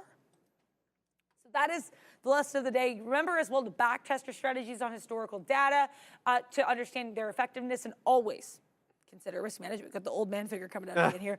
Consider your risk management and consider additional profit targets based on ATR. So that is the lesson of the day. And with that in mind, NVIDIA trying to pop up a little bit here at that previous area. So I should have probably had some more profit takers there, but we did have half out. If we keep rejecting this area, I'm going to stay in the short. Please just punch with this trade. But I see you took a bite out of the apple. I did. I took profits on Apple that stopped out break even for the remaining amount, which I'm happy about. But what I'm not happy about is the fact that I missed 420 on Softy. I can't believe 420 came in again on Softy and held up yet again. Big mistake there for me. I should have had eyes or either a notification set up for that 420 rinse and repeat on Softy. It's a beautiful curl here. And yeah, I mean, look, the market tanked. No question about that. We saw what happened. Well, the market tanked. It went down. It rejected 18.2, went back to 18.125. However, look at what Softy did. It came into that 420 area again, and it said, yeah, I don't feel like going down anymore. Pops right back up. So interesting look there. Now, we're long here on MRIN because of a VWAP hold. Nice move up there. So now let's see if we can keep going here on MRIN. Nice little pop on the VWAP hold. I'm looking for about 75 pennies here if we can get it, but there's going to be bamboozlement. There's no question about that. It's a small cap gapper. Let's be real about it. These ones are here today. They're not here tomorrow. And that's typically how they trade. Keep in mind, this is a $13 million market cap. That is minuscule by relative standards. The float is about 17 million shares, 16.963 million shares. So keep your eye on that as well. The lower the float, the more volatility typically comes in with this name. Now, you guys know that I have only very few rules here for my small cap gappers. They're not that hard to enforce. There has to be a discernible pre-market high, meaning some sort of top that you can say I'll base a trade off here. It has to be above the pre-market high. It has broken the pre-market high after 9:30, and it has to be trading above the volume-weighted average price. MRIN checks all three of those boxes, hence why we punched in long at the volume-weighted average price, which typically is, as we know, a level either of support or resistance. So long on this name, doing well here. Looking to wet my beak next at 75 pennies if we can make it up. HOD on the day on MRIN is at 90, almost 91 pennies, 90.79 pennies. So, it gives us some room for that. Let's go ahead and put a beak wetter at 75 to see if it goes without us. Guys, this ain't no slouch. 150% on the day for MRIN, but it doesn't show up on my scanner because it is technically south of 85 pennies, and I've filtered my scanner to only show me anything trading above 85 pennies. Again, I've mentioned this before. That was a little trick mentioned to me by Neil so that I can know when something is coming into a dollar, because there is a trade to be had on some of these penny stocks at the dollar, whether long or short. But that's a whole different game. We should do an entire week on small cap trading, like different. Can we please? Yeah, that would be pretty cool. We'll get the okay from Brendo, and then we'll look at that. What are you looking at over there? Yeah, I'm really happy with this NVIDIA. I want to say, because he's actually right here, thank you so much, Sean, for the advice to take that short. Because like I said, I was like, ooh, we're holding up well, maybe do the long. But I'm happy I took the short because I was able to scalp it out and just kind of take this. What I was really proud of myself, too, with that advice in mind from Sean, which, again, thank you very much for that. I'm so grateful to be able to be in a position where you can get advice like that. But also, what I liked is I was still able to use my ranges for my profit takers. Case in point. point. Go it. We got involved here, just shy of this 865.50 area, right? I got involved here. I was going to try to add at 865.80. We did not get there. We got to 865.74, and NVIDIA was like, nah, I'm going to go to the downside. I was like, okay, cool. So we had a set profit taker here while we were in the lesson to get some out at 860, right? I think right at 864. So I was pretty happy with that. Didn't set my second profit taker because I wanted to see what was shaking. Nothing shook. Bacon. We got back up here, and I said to Dara, if we keep rejecting this 465.50, you know you like this level from earlier. That was where you had some profit takers around earlier too. If you know you like this level, you owe it to yourself to add at this level. So I did. And I was really happy I did. This is the type of trading that I think would probably stress me out even like 2 months ago, but it's now because I have the conviction and I do feel confidently about the plan. I like this area. I liked the potential for playing the range long, and then all that advice from Sean did was it galvanized me to be able to take the short off the levels I already liked. So I think that's a huge example of what we're talking about, feeling confident in your trades and having an impetus and having the thesis for your trades and just writing your little essay and sending it off I like to get the graded. impetus. That's fantastic. Thank you, and thank you for the bang button there to whoever gave that one. And also, Katina, man. happy I got out where I did. Oh, thank you, Sean. But I'm happy I got out where I did too. I got out as we kind of skirted that 864 area because I knew that was an area from my previous range watching here, like a little bird watching, but range watching, that was an area we might have a little bit of support at. So happy I got out where I did. Pleased as. I like it. CDP, new low of day on SPX. So that's the S&P index. We don't typically, you can't trade an index directly. You can trade it through options. But here is the SPX. Let's have a quick look at that. The ES is down. That's the ES futures. Is down 1.17. That's the June contracts. Let's see what the SPX is up to here, which is the S&P 500. Let's look at the index. Well, unless this is delayed, it's not at low of day, because low of day was 51.38. We're at 51.55. But I see your point. Obviously, we're very much near the lows. We don't spend too much time on SPX here. The trade now I'm looking at yet again is going to be Softy, and I'm going to continue to look for this trade here, but not in the same way, at least not from the north side, because Softy looks like it has this intention to take or make local highs. And by that I mean, like, we topped out here at 422, and now it's pumping right back up. So is Apple, so is Google, and so is Meta. Even the Amazonian is pumping here as the future is making its way back into 18.2. Not there yet. It's at 18.180 and just at VWAP, but it's helping a lot of these Mag 7 names pop right back up, NVIDIA included. Here comes 870 on NVIDIA, man. The market doesn't, wow. Yeah, it just doesn't care about these interest rates, man. Say it again? 870, Neil. I'm serious. 869 and change at the moment. So we're pumping up here. There's just no question about that. Whether or not we're gonna continue pumping up. Softy just broke that local high, but it is finding some issue at 422.10. That is where we topped out last time. Let's see if we're able to stay above that $10 level. 422 is what I'm looking at here for Softy. I'm also looking at that 168.50 for Apple. That's where we topped out last time as well. So possible trend change here coming in midday, Adara. Yeah, I'm watching Apple at 168.40. Shout out to Brad Gober. Looks like he had that long off the bottom there. Shout out to you. But yeah, I mentioned this earlier. I like this area at 168.40, and I was about to punch short, but I didn't want to get short. I just dropped my earpiece out of my ear. Good times. I didn't want to get short right before the bond auction, because who knows how that will move. Do you know what I mean? So I didn't want to get involved yet, but if we reject again at this 168.40, this could get spicy. Look at where we bounced here. We bounced off that previous support area of that 167.70-esque. So if we reject off this area, to me, we have a little thing called a range. So I really want to take a look at this. DR Gold Turtle saying, Adara, you can use NVDS to short NVDA. That's true. I don't use that a lot. I think the thing is, too, that was NVDS has less volume. I know that's why I like the look of NVDX, but I don't use NVDX because the volume on that one is pretty weak. Same with NVDS. I usually am a little bit skittish to enter something if it has the volume below 1 million shares. NVDS is at under 800,000 right now, so it's not anything that I would want to get involved with just with regards to the volume. But I'll have to keep that in mind with NVDS. Thank you very much for telling me that, because we are talking a lot about our different, shout out to Sharif, I was talking about the different NVIDIA derivatives. But also, NVDL is a good one as well. NVDL has a lot better volume here than that NVDS. We have like 9.55 million shares. So yeah, you could always, this is another thing I could keep in mind to trade and take those shorts off of, is this NVDL. But yeah, I have to say, I'm really happy with this NVIDIA trade. I'm pretty proud of myself on that. And again, shout out to Sean for giving me a sense of direction with this one. Literal direction, because in terms of long or short. But also I want to say too, this thing with NVIDIA, why I like scalping this name, is because you have to take advantage of those small movements.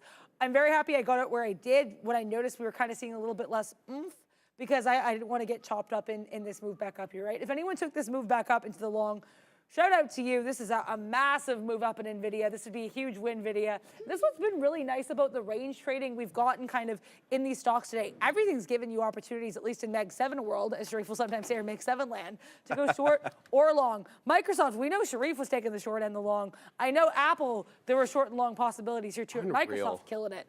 But you know what I'm trying to say is like, what's great too, I know Meta was another example of people taking shorts and longs in the chat, is what's great about range is you can go in either direction, and it's been so fun to trade. So yeah, it's been a good day, I think. Bruh, this market's just got a mind of its own. I'm done trying to understand this market. Anyway, whatever. We're doing well here on MRIN, man. I mean, look, it is a penny stock, so we're talking about penny winners, not dollar winners, but it's the share size, not the move. Anyway, we wet our beak here at 75 pennies. This one made it up to 77. It's holding the volume weighted average price, but we haven't broken above the key area over here. The last crest that we popped into was 79 pennies, just in front of that 80 penny area. So my trade is going to be simple on this one. This is going to have to hold this general area here. If it comes into 71 pennies, going to cut it. I don't have that much left to begin with. A nice couple of beak wetters there. But I really feel, that, if we continue to trend, I might have to shift my focus from the small cap, this small cap gapper. There aren't that many. And then refocus here on the Mag 7. But as I'm looking at the future, we were talking about, yes, everything's moving, this, that, and the other. We're getting excited. Oh, the market's nuts, yada, yada.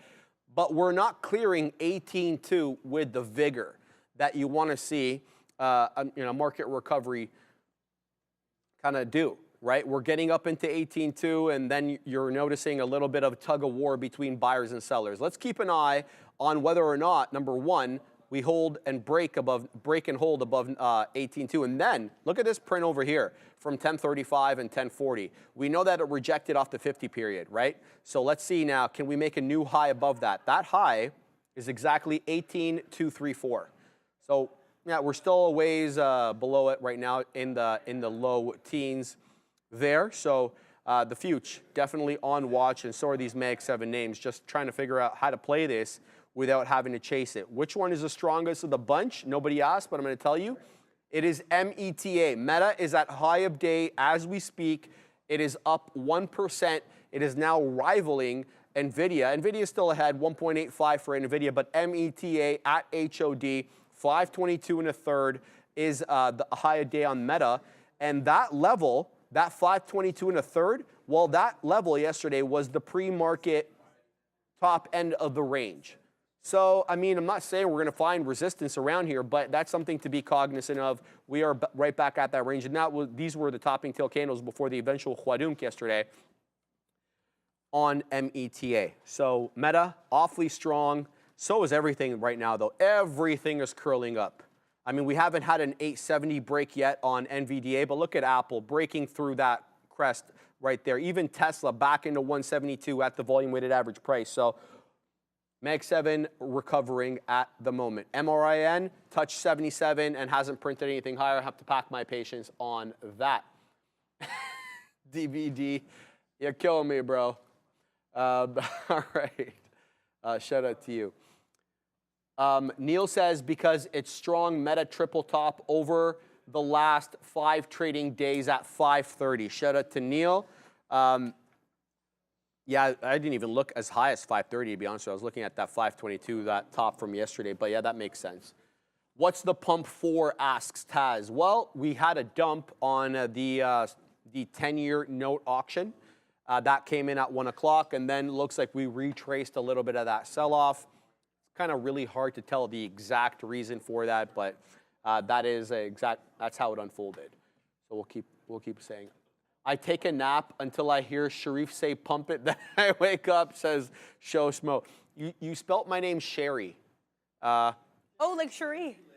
Yeah, you know, you corrected it. I had some friends call me that, not to my liking, of course. Oh, but, yeah. To your dislike. You don't get to choose the nicknames, right? No. Like, you didn't choose Adair Panera. The Katina Man didn't choose Katina Man. Chilean Nightmare didn't choose Chilean Nightmare. Ram didn't choose Ram. BPI over here, Big Patty Ice, didn't get to choose his name. The economic right? indicator of Trader TV Live. Yeah, he's the official economic indicator. Patty, say hi to the people, bro. BPI. Shout out to Patty, baby. How's your look over there? My look is we're looking at Tesla right now. I was a little bit late to the party on this. They slammed the doors in my face. I guess Jerome Powell was running this Cybertruck saying close the door because oh my gosh, we could not get involved. I was interested in this 80s area, then we dropped about 20 plus pennies. Let's see though if we bounce here. I'm looking for bounce areas off the 40s here. 171.40s, it's an area I've been interested in all day. Then I'm interested what we do with this 170.60. Generally though, the short looks like it is continuing. And I'm very sad we were not invited to the short party, but that's okay. That's okay. Tesla, do your thing, 21. I'm not too offended. It didn't send an invite? No. Probably got lost in the mail. Yeah. Maybe they didn't, the Cybertruck was late. Right, or maybe it's like Adara can't drive, she can't get into the Cybertruck, which would be pretty offensive, but maybe that's what happened, who knows. Kathy, what is with all of the buying and the selling of everything as of late? And she she's no longer, her heaviest position is no longer Coinbase. Right? It's Tesla. Kathy. Coin-debased. Statements from Coin-debased. Kathy. I see a trophy there in the chat, Katina Man. Numero uno. Katina Man just threw the trophy in there. That usually means that numero uno on the floor here. I'm not saying that out loud. Oh, what? Is that a regular season game? Wow, Packers, Eagles in Brazil. I think that's the first time they're playing a regular season game in South America, right? Yeah. There was a but that's not South America. That's North America. Yeah, Mexico game. Obviously, Yeah. They don't care about Canada anymore. We used to have the Bills play home games. Oh, really? At the Rogers Center, and then they just got rid of that because we're not important, I guess. Also, I didn't realize Lombardi coached the Packers. Oh yeah, Vince Lombardi. He's like one I of know who Vince Lombardi is. Well, you're from right there. Yeah, that's I That's guess really close to where you live. Yeah, I know it from Degrassi though, oddly enough, because they like weirdly referenced him a lot. But anyways, I am referencing wanting to get involved in this Tesla trade. Still, I need to look at other stocks. Apple. Bro, we're coming Apple, back come on, baby. I don't know why I said that to Apple. I think that came out before I was prepared for it too, but that's okay. We're getting long Apple here. We're picking up a lot of these, Tesla and Apple just bouncing these ranges like a ping pong. You want to get involved and they don't let you get involved here. So if we can get back into this 168.05 area, I'd be pleased as punch. Shout out to, I think Brad Gober was involved in this trade earlier. I believe you were saying the long. I'm not taking this a cent past 168.40 because that is to me a clear area of resistance. I don't even know if we'll get here actually. I think Apple might be a little bit moody, but today it's been, it's honestly been a little bit of a snapple here. We have these clear ranges. So if we break below this bottom of 167.70, I'll be out. So we're giving you about 30 pennies risk for 40 pennies reward. I'm okay with that RR. I'm okay with that risk reward ratio. Another rejection off 18.2 on the Mag 7 names. Yeah, very bamboozling stuff today. Just when you think, this is very tough trading today for right now. I mean, I haven't gotten into anything, but when you think, the market's going to start turning around here and you're breaking through 18.2, you're making local highs on some of these Mag 7 names, right back down we go. So the range is in. It's just what is the range? It's a bit tough for me to identify. I'm just speaking for myself here. On the day. I mean, look, Tesla's given you very clear opportunities. Initially, it was with the 20, and then it switched up the script and it started rejecting off the volume weighted average price. So last little rejection there was at that 172 rejection. You got a buck off that because it made its way into that 171. But I wouldn't be inclined to get short at 171, hoping for a 170 0.5 touch. Oh, watch it do that right while I'm talking. But isn't it so fun when they disrespect you like that when you're talking and the stock does that? NVIDIA also coming into that 865 area. The last low print there on NVDA held up at 863 thereabouts. So let's see if we can make another lower low on NVIDIA. NVIDIA hasn't touched the volume weighted average price since 9:30. It hasn't touched VWAP at all. So it's been holding above it, showing its propensity to stay strong on the day, despite the fact that the market is down bigly and we got a big, what's it called, 10-year auction that precipitated another market down move. But NVIDIA holding up at these levels, much in the same way that Meta is as well. Look, I'll tell you one thing for sure. The fact is, if Microsoft comes into 420 again, in fact, let's stop talking about it, man. I'm going to go put my order right now on Softy at 420 a dare. Yeah, I mean, 420 hopefully is the look here for Softy there. Hopefully 421 can do its thing. But Apple here, I did get out of this short, or out of this long, because I had to switch my risk reward. I was like, Derek, you're risking way too many pennies if you're just going to get involved here. I'm not getting into the short. Thank you, Ash, for pointing this out. Apple tanking hard now, better short. I don't want to take the short on something I'm not like feeling super confident in, but we dropped below this. I switched this to 167.90s because I like this pop earlier. To me, is better support than the support I was looking for at the bottom of this range. But it looks like now we're popping, so maybe I could have stayed in that trade. I want to watch this a couple more times. If we have a couple more little baby bounces, I will get back in the long. But right now, I had to risk about 15 pennies. I'm okay with it. And, but yeah, I mean, I think you could be right. Ash, I think there's a very clear range in Apple, and I might have timed it incorrectly. I do, though, have a resting sell order on Tesla at 170-180. I have no idea if we'll get back up there, but I'm very confident. I'm not very confident. I'm confident that if we do get back up there, we could have a rejection. Like I said, I was just pennies off from getting filled here in the way up. As I was getting interested, Tesla bamboozled me and slammed the door in my face, so we'll have to wait and see. I just got a love letter from Rogers. A love letter? Vis-a-vis text message. As a valued customer, I'm now getting another free 50 gigs of data for the next 24 months. That's fantastic. 50 gigs? 50 gigs for free each month. Yeah, I already have 200, Katina, man. Yeah. 200 gigs because of my condo plan. No, condo. Because I got the cable, the internet, the cell phone all packaged in one. What are you paying? 30. That's not bad at all. 35 a month. No, I'm paying 78 with tax. So, yeah. But I have like now 250 gigs. So I'm kind of pumped about that.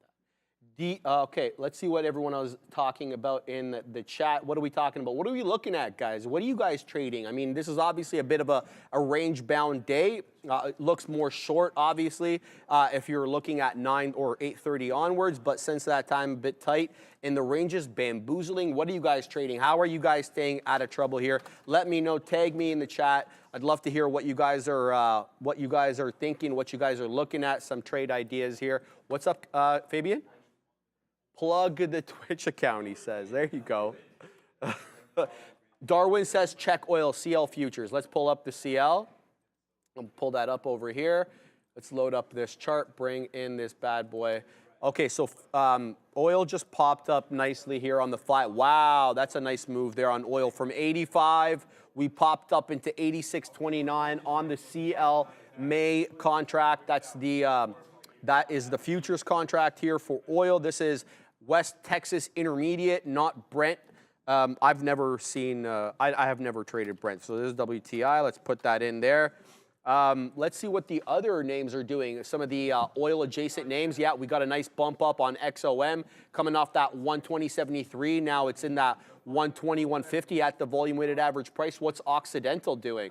Occidental also coming into VWAP at 68.80. So a bit of a recovery here on some of these oil names. Shout out to Darwin. What else are people looking at here?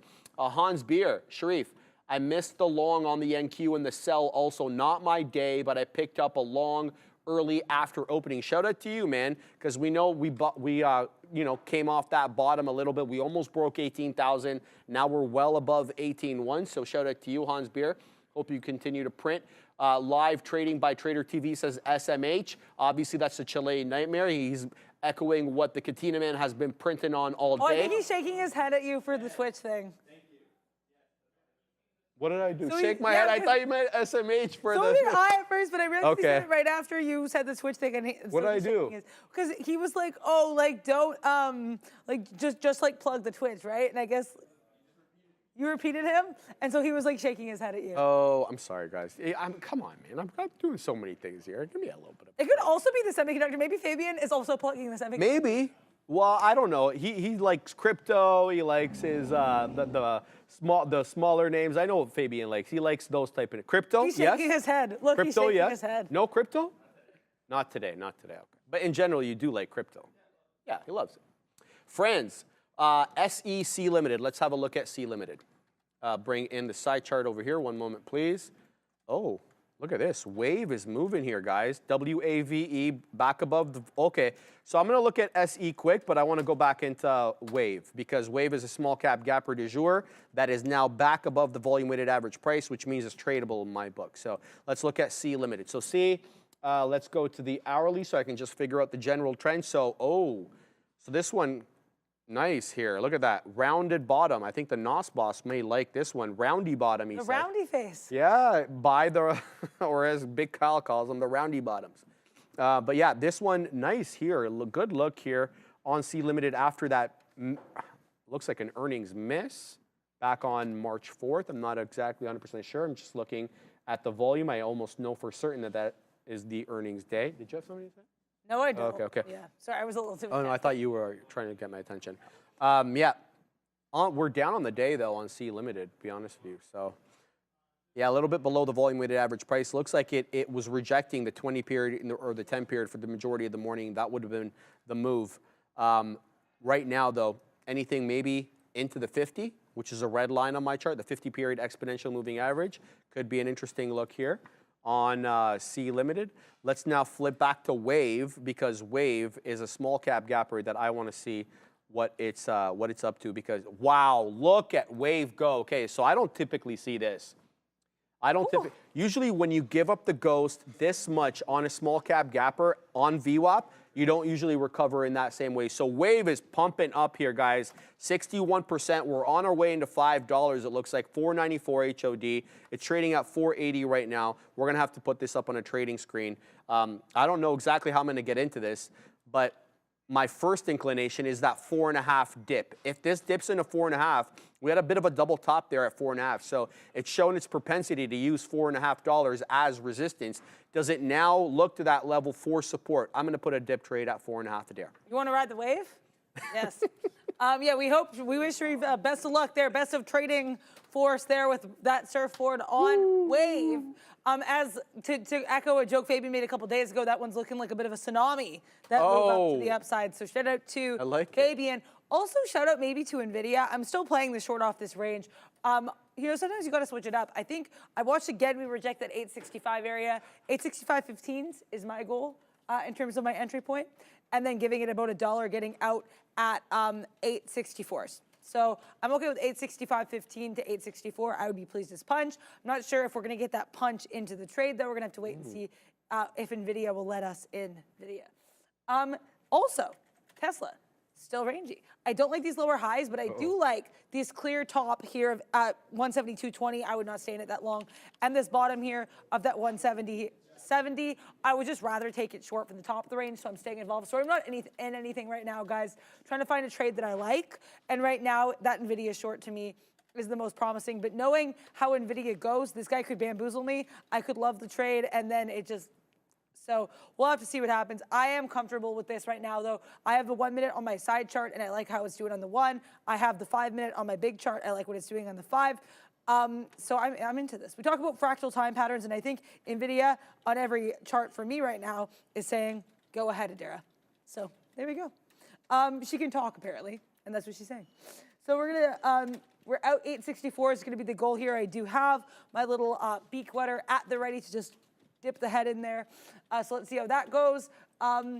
Meta too. So people were saying Meta's been beautiful all day. Some in the chat. I agree. Meta is just like gorgeous. And you have a clear area here too. This 519.40. Shout out to Kyle Burdett as well earlier calling out that 520, which has been pretty nice as well. This is not one I've played just because the spreads on Meta often have me a little bit, you know, not down. So I often have to say forgetta to Meta just because I don't really, right now a spread is about 20 pennies, so not anything horrible, but I just find it a little bit harder to move in and out like a ninja, and sometimes you do want to have to be able to move quickly out of these trades. Meta very rarely gives you that opportunity. NVIDIA looks like it might be curling up a little bit on the 1 minute, so I'm cognizant of that. But I have no reason to leave yet, so we're trying to breathe. We're trying to stay a bit more calm, trying to do some internal meditation. I am not the calmest trader or the most patient trader, so I'm trying to work on that. So let's see how Meta does. Also, you have a super chat here addressed to you from Hamza Chowdhury. Oh, nice. Yeah. Thank you. Let me go have a look here from Hamza. Eid Mubarak to my brother Sharif from Cali. Thank you very much, my friend. I do not celebrate Eid. I am Christian, not Muslim, but thank you, and I wish that you have a fantastic Eid. If Eid Fitr as well. My old man really criticized me the other day for not getting that right. But yeah, that's all good. We're going to take some profits out here on Wave. So that one absolutely held that 4.5. So I'm very happy with that one because this is the double top that I put my dip trade on, and it dipped. I got literally bottom wick. Let's see now if it can come up into that 5 area, Katina Man. We'll see if it can make its way through 5. Jay Lee, I think, has a really good point about rejecting off 5. And he was like, look, I think this is a great short off that $5 level. I don't happen to disagree with Jay. I think that I'm probably going to wet my beak into that $5 level or thereabouts. So we'll see. We'll see exactly what we get there. But nicely in the money on this bad boy as it's in the 80s. I'm going to look for something possibly in the 90s. I don't want to be a little bit too greedy with a very volatile name on the day. They're a 58% in the good right now on WAVE. But as I was telling Jay, what really was worrying me about this trade, and that's why I don't want to spend too much time in this trade, is this candle here. This is the candle that worried me, that 140 candle on the 5-minute look. It didn't end up being a topping tail candle because the body ended up closing green, but it looked for a minute that it was going to be a topping tail candle. And we just finished talking about these topping tail candles at key areas of resistance and how they could be indicating that it's a potential short from that point. So again, I don't want to overstay my welcome on this one, but if I can get something near 5, I'd be pleased as punch. So we'll continue to watch that. Yeah, I just got involved in this SPY, and I think we might have to say buy SPY. I was just kind of trying to scalp this, took a really small position, just practicing kind of getting in and out. I do like this downward trend. I like these little volume candles we're seeing to the downside. But I think I didn't probably think clearly enough about what I want the plan to be. To me, it's a nice bearish look, but I don't know if I have clear enough profit takers to be comfy in this short. If we break kind of above these little candles here, where we have had that, I think, pretty clear resistance, and by that I mean the 70s area, I'm going to have to get out of the trade. If we stay below, I'll stay in. I don't want to add to this, though, because that's my issue with the SPY, I find, is I'll take really small size and I'll add into oblivion, and then we get a little bit chopped up, like Pac-Man, like we did yesterday, with just eating any potential profit. So not something I want to do. I'm going to stay in this right now. I'm going to try to be patient. But as I said, patience is not my strong suit. So we're going to have to wait and see what the SPY gives us to SPY at. Also, I got out of NVIDIA. I'm really happy with it. I will talk about it if I may. What happened? What happened? Oh, and I got out here. I'm really happy with how I got it. We kind of got bottom wick on this 3-minute candle there, although I traded it off the 5. So I got involved. Like I said, I like that 850, 865 and some change rejection. Got involved there. It took us a little while to get there. We chopped, we churned. Then we dropped into that 864 or 2, and that's why I like having beak wetters already ordered. It's so relaxing to just know, hey, if we get there, it'll just trigger, and you can just relax. So that's what happened there. Trigger fingers at the ready. We got out of N to the V to the D to the A. Honestly, I'm really proud. This is my best name of the day. And I'm so proud for you, of Darren, myself. man. We're going to spend the money for you here, man. Good for you. That trading NVIDIA is not easy by design. Yeah, Thank you. Yeah, we have to. I mean, that's just, it's a requirement. Shout out to the Katina, man, showing love to the noobs like us. It's a rinse and repeat type trade, and I think sticking to your strengths is the best thing you can do. So shout out to Darren. I like when I can rinse and repeat trades. There we go. Yeah, I know, right? Did I get that rinse and repeat on Softy? No, I'm too aggressive. So look at that. I have my dip trade here set up at 420.15. Oh, wow. It went down to 420.22. Okay, so, you're not going to win them all. Softy putting in a bit of a higher low right now, but that general 420 area low of the consolidation zone is coming into play. I figured I'd get printed by now because I wasn't at 420. I put it a little bit above. I put 15 pennies. I mean, what do you want from me, Softy? And right back up, it goes into 420 3/4. So another range play here. And I know range trading is not the most exciting, but this is the profitable way to do it on the day because we're not getting breakout trades. That's just the fact of the matter, okay? Here we go with Wave. Took another little beak wetter there at 80s, looking for the rest here in the mid-90s. I like this Wave trade, 58.5%, held that key level. Are there any other small cap gappers that are doing things? Well, MRIN is still holding the VWAP, the volume weighted average price. So it's still, I'm out of this trade. It's been profitable. However, though, I am worried about the consecutively lower highs. And we haven't made any higher high to show, okay, well, the buyers are starting to get control of this small cap gapper at the moment. No, I haven't seen anything aside from the fact that buyers are buying this at VWAP. 70 pennies or thereabouts. So we'll continue to see if MRIN has anything for us on the day. Okay, Wave just rejected $5, 494 HOD. It is now coming down into that 466 area. I'm going to be all eyes to see if this one holds up at the $0.50. That is the area that I earmarked for a level of support. Let's figure out. Let's wait and find out.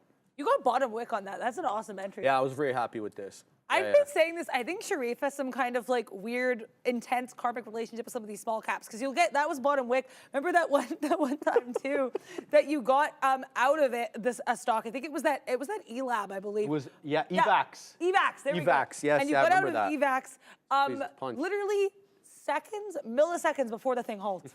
I was like, what? Your timing with the small caps is fantastic. Thank you, so, Adara. yeah, Sometimes I get rinsed on it, but that's just trading in general. But it's just like sometimes too, you're right, because we all get rinsed, but like to me the timing is just crazy. It's like, how do you know? Hey, look, I like this point over here. What do we got over here? I pity the fool that doesn't hit the like and subscribe button. I love that. Like how he smiles after he does the Mr. face, and he's like all smiling. I love it. Okay. I love it. Shout out to the Neil, baby. Jay Lee, shorting these pops is the safer play in my humble opinion, especially when we're far over VWAP like this without fundamentals. You're not wrong, Jay. Let me give you a little bit of a tidbit. There was a small cap trader that I was following initially when I first started trading back in 2021. I was trading these small cap gappers. And this individual would always look to see how far north of, say, the 10, or I think he was using the 7 EMA. If the price action was far too extended above the 7 EMA, he wouldn't get in despite the fact it was still going. He would wait for something more akin to what I don't want to say a retracement into support because the 7 EMA really isn't support. It's more of a technical indicator. Can be used as support, I guess. And he would wait for something to come a little closer into the 7 EMA before he would start trading it. Kind of builds on your point there to say it's too extended on VWAP, off VWAP right now. I don't feel comfortable getting in. And the price action supports what you're saying here, Jay, because we just broke that 50 period, but look where we're holding up at the 10 EMA. So we'll have to wait and see if this closes below 4.5 on a closing basis or whether it's just a quick wick, and then we move right back up there. Top VOIP says it was Zach Morris. About what? Because I know Zach Morris like from Saved by the Bell, right? Course. The Mark Paul Gosselaar character. Yeah, yeah.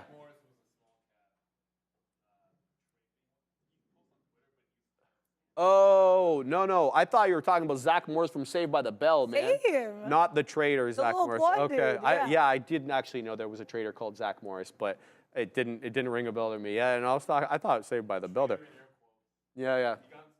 That makes sense that his name was Zach Morris then, because that was Zach Morris's whole thing was getting into lots of trouble. Yeah. So that's pretty. He was a delinquent. Oh, of yeah. Bayside, and he would remember how they would always troll Valley. How do you know about Saved by the Bell. I discovered it. So there's this Funny or Die series that literally just breaks down all the weird things that Zach Morris did in the show, and that's how I know. I just don't understand how you know all these shows. You're really young for that. But Saved by the Bell was like in the late 80s, early 90s. Yeah, but it was like really entertaining. It was super interesting. It was one of my favorite shows as a kid. Coming back from school, the first thing I put on is TV, Saved by the Bell, right? All the reruns, right? Shout out to Kelly Kapowski. Lisa Turtle, yeah, all of the, yeah, that was the 80s fashion there was definitely ruling. Yeah, rest in yeah, peace, R.I.P. Screech Dustin Samuel, Diamond. what's his Samuel Dustin Diamond? Diamond. Dustin Diamond, thank you, yeah. But yeah, RIP. But yeah, this Tesla just going to the downside. This is where I have to get more confident. You know, I'm really proud of myself what I did with the NVIDIA, but it's like you always have things to learn, right? Everyone has a learning curve. I should have been punching, the second I saw this short, we've had this repeated rejection. I should have been like Adara, get short 170, 140, and I didn't. So a little bit disappointed. I do have a rip buy. You know, we're trying to find a way to word that when you want to go short. A rip buy here at 170, 119. If we get it, I'd be really happy. Just taking it, really small position. Willing to add at this one, there we go. Willing to add at 170, 140, should we get it? Which, yeah, I have that ready. So if we do get up there, we can add to this position at 170, 140. If not, I'm cool just taking it out of the bottom at 170, 70. As I said, like I only trade during the midday, so I will be ending this position as we get to the end of the day, or at the end of the midday. So I've got about 6 to 7 minutes to see which way this Cybertruck wants to drive. But yeah, we also want to give a quick shout out here as we get to the end of the day to Benzinga Pro, because they are our lovely sponsor, which with great information for retail traders. Check out the link there in the description for Benzinga Pro. Because yeah, you can get like all this news here, right? It can tell you exactly, oh, Amazon. Apparently MGM alternative boss Chris Brereton to leave Amazon. So you know that now, because we had that letter there. So just make sure to sign up today for 50% off the Premier News and Research platform. Just use the code TTV, capital letters, and use the link in the description to go to checkout. So thank you to Benzinga, not Buzzinga, like the show Sharif likes, Big Bang Theory, but Benzinga. Also, yeah, this Tesla I'm okay with. We're gonna have to wait and see here, but we're happy, no complaints. NVIDIA also getting kind of interesting. It looks like I could have probably stayed in that range a little bit longer than I did. So I'll switch to the 1 minute, because that's usually what I trade NVIDIA off of. I want to see if we reject here. I'm not getting involved in NVIDIA right now. This is not something I feel like messing with. But if we keep rejecting this 866, then this range is still very valid. So the impetus too, I want to talk about this range. We have this 866 top to me, middle slash potential entry area, this 865. And then the bottom here for profit takers on the short is going to be 864. And again, these are just my little Adara range levels, but these are levels that I've had fun trading today on NVIDIA. Really happy I got the opportunity to trade that today. Also, apparently, Fabian just sent this to us. Yeah. There's a popular theory that Zach Morris imagined all 4 seasons of Saved by the Bell, because he does the internal monologues too.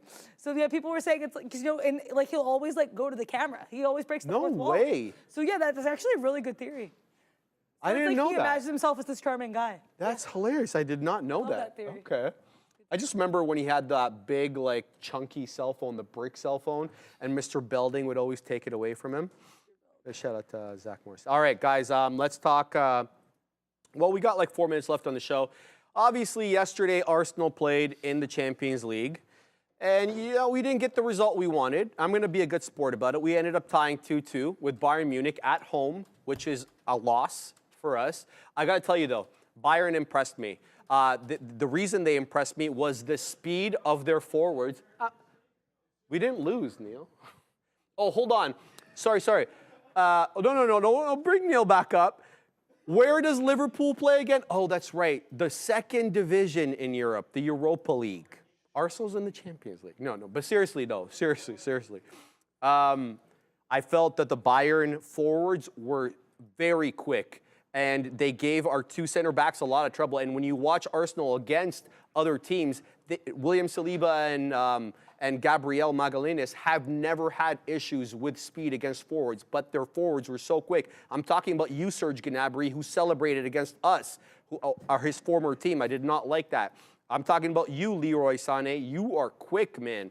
So these guys, they gave our forwards a lot of trouble, and because Arsenal plays the high press with their backs, They were just getting exposed on any counterattack. So I guarantee you Arteta will adjust for that next time.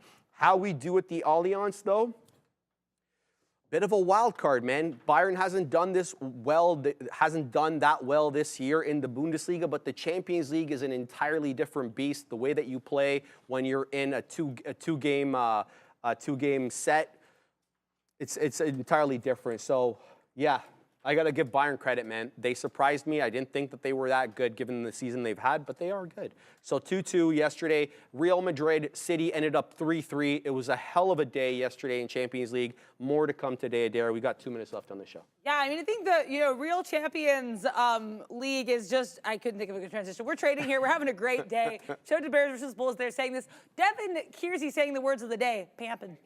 And we are indeed pamping today on these markets. Sounds like Arsenal was pamping as well, so nice look on that.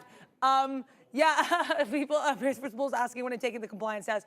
I need to set some time aside to do it. It's because I always get really busy and I get, caught up in the other stuff I'm doing because trading is not my primary focus. No. I only trade here in the midday, right? So, or how to trade, but during the midday. And so that's why I definitely need to take some time to do that. Right now, we have about a minute left, though. Yeah. On Did you see this spike up that we had on the future? I got chopped a Tesla on it. Okay. Well, I'm not sure exactly what to make of that, but yet another bamboozling little midday spike here on all the Mag 7 names, including the NQ that popped into 18.2, rejected with the swiftness, as Adira likes saying, and then right back we go below the volume weighted average price, and that helped precipitate a big move up in a lot of other names. It just wasn't a huge popping into 18.2 here. You had Nvidia pop into 870. You had Apple come into local highs there at 168.5, and even Meta coming into that 522 softy, jumping into 422 as well, and Google making another local high there at 156 and 156.40, which broke that double top that we had earlier. So a lot of bamboozlement here on in the midday Adara. Bit of a, I did all right today, but I want to say it was a bit of a tougher day to find trades. Yeah, it was a day. I have to say, I think it was a good day to practice ranging, especially with this range week. But you're right, especially after 1 p.m., I found myself very lost at sea. But you're not going to be lost at sea when we go over to the big desk. We'll see you guys tomorrow. Same bat time, same bat channel with some more rangy action right now. Brendan's at the big desk. See you guys. Hey guys, yeah, welcome back in as we head back to the upside temporarily here for the overall market. Still down a full percent for both the ES and the NASDAQ. Currently, we'll do a little bit of a recap to kick things off as we normally do. That's the US dollar you are looking at currently, trying to get back below that prior daily resistance point there around 105.10.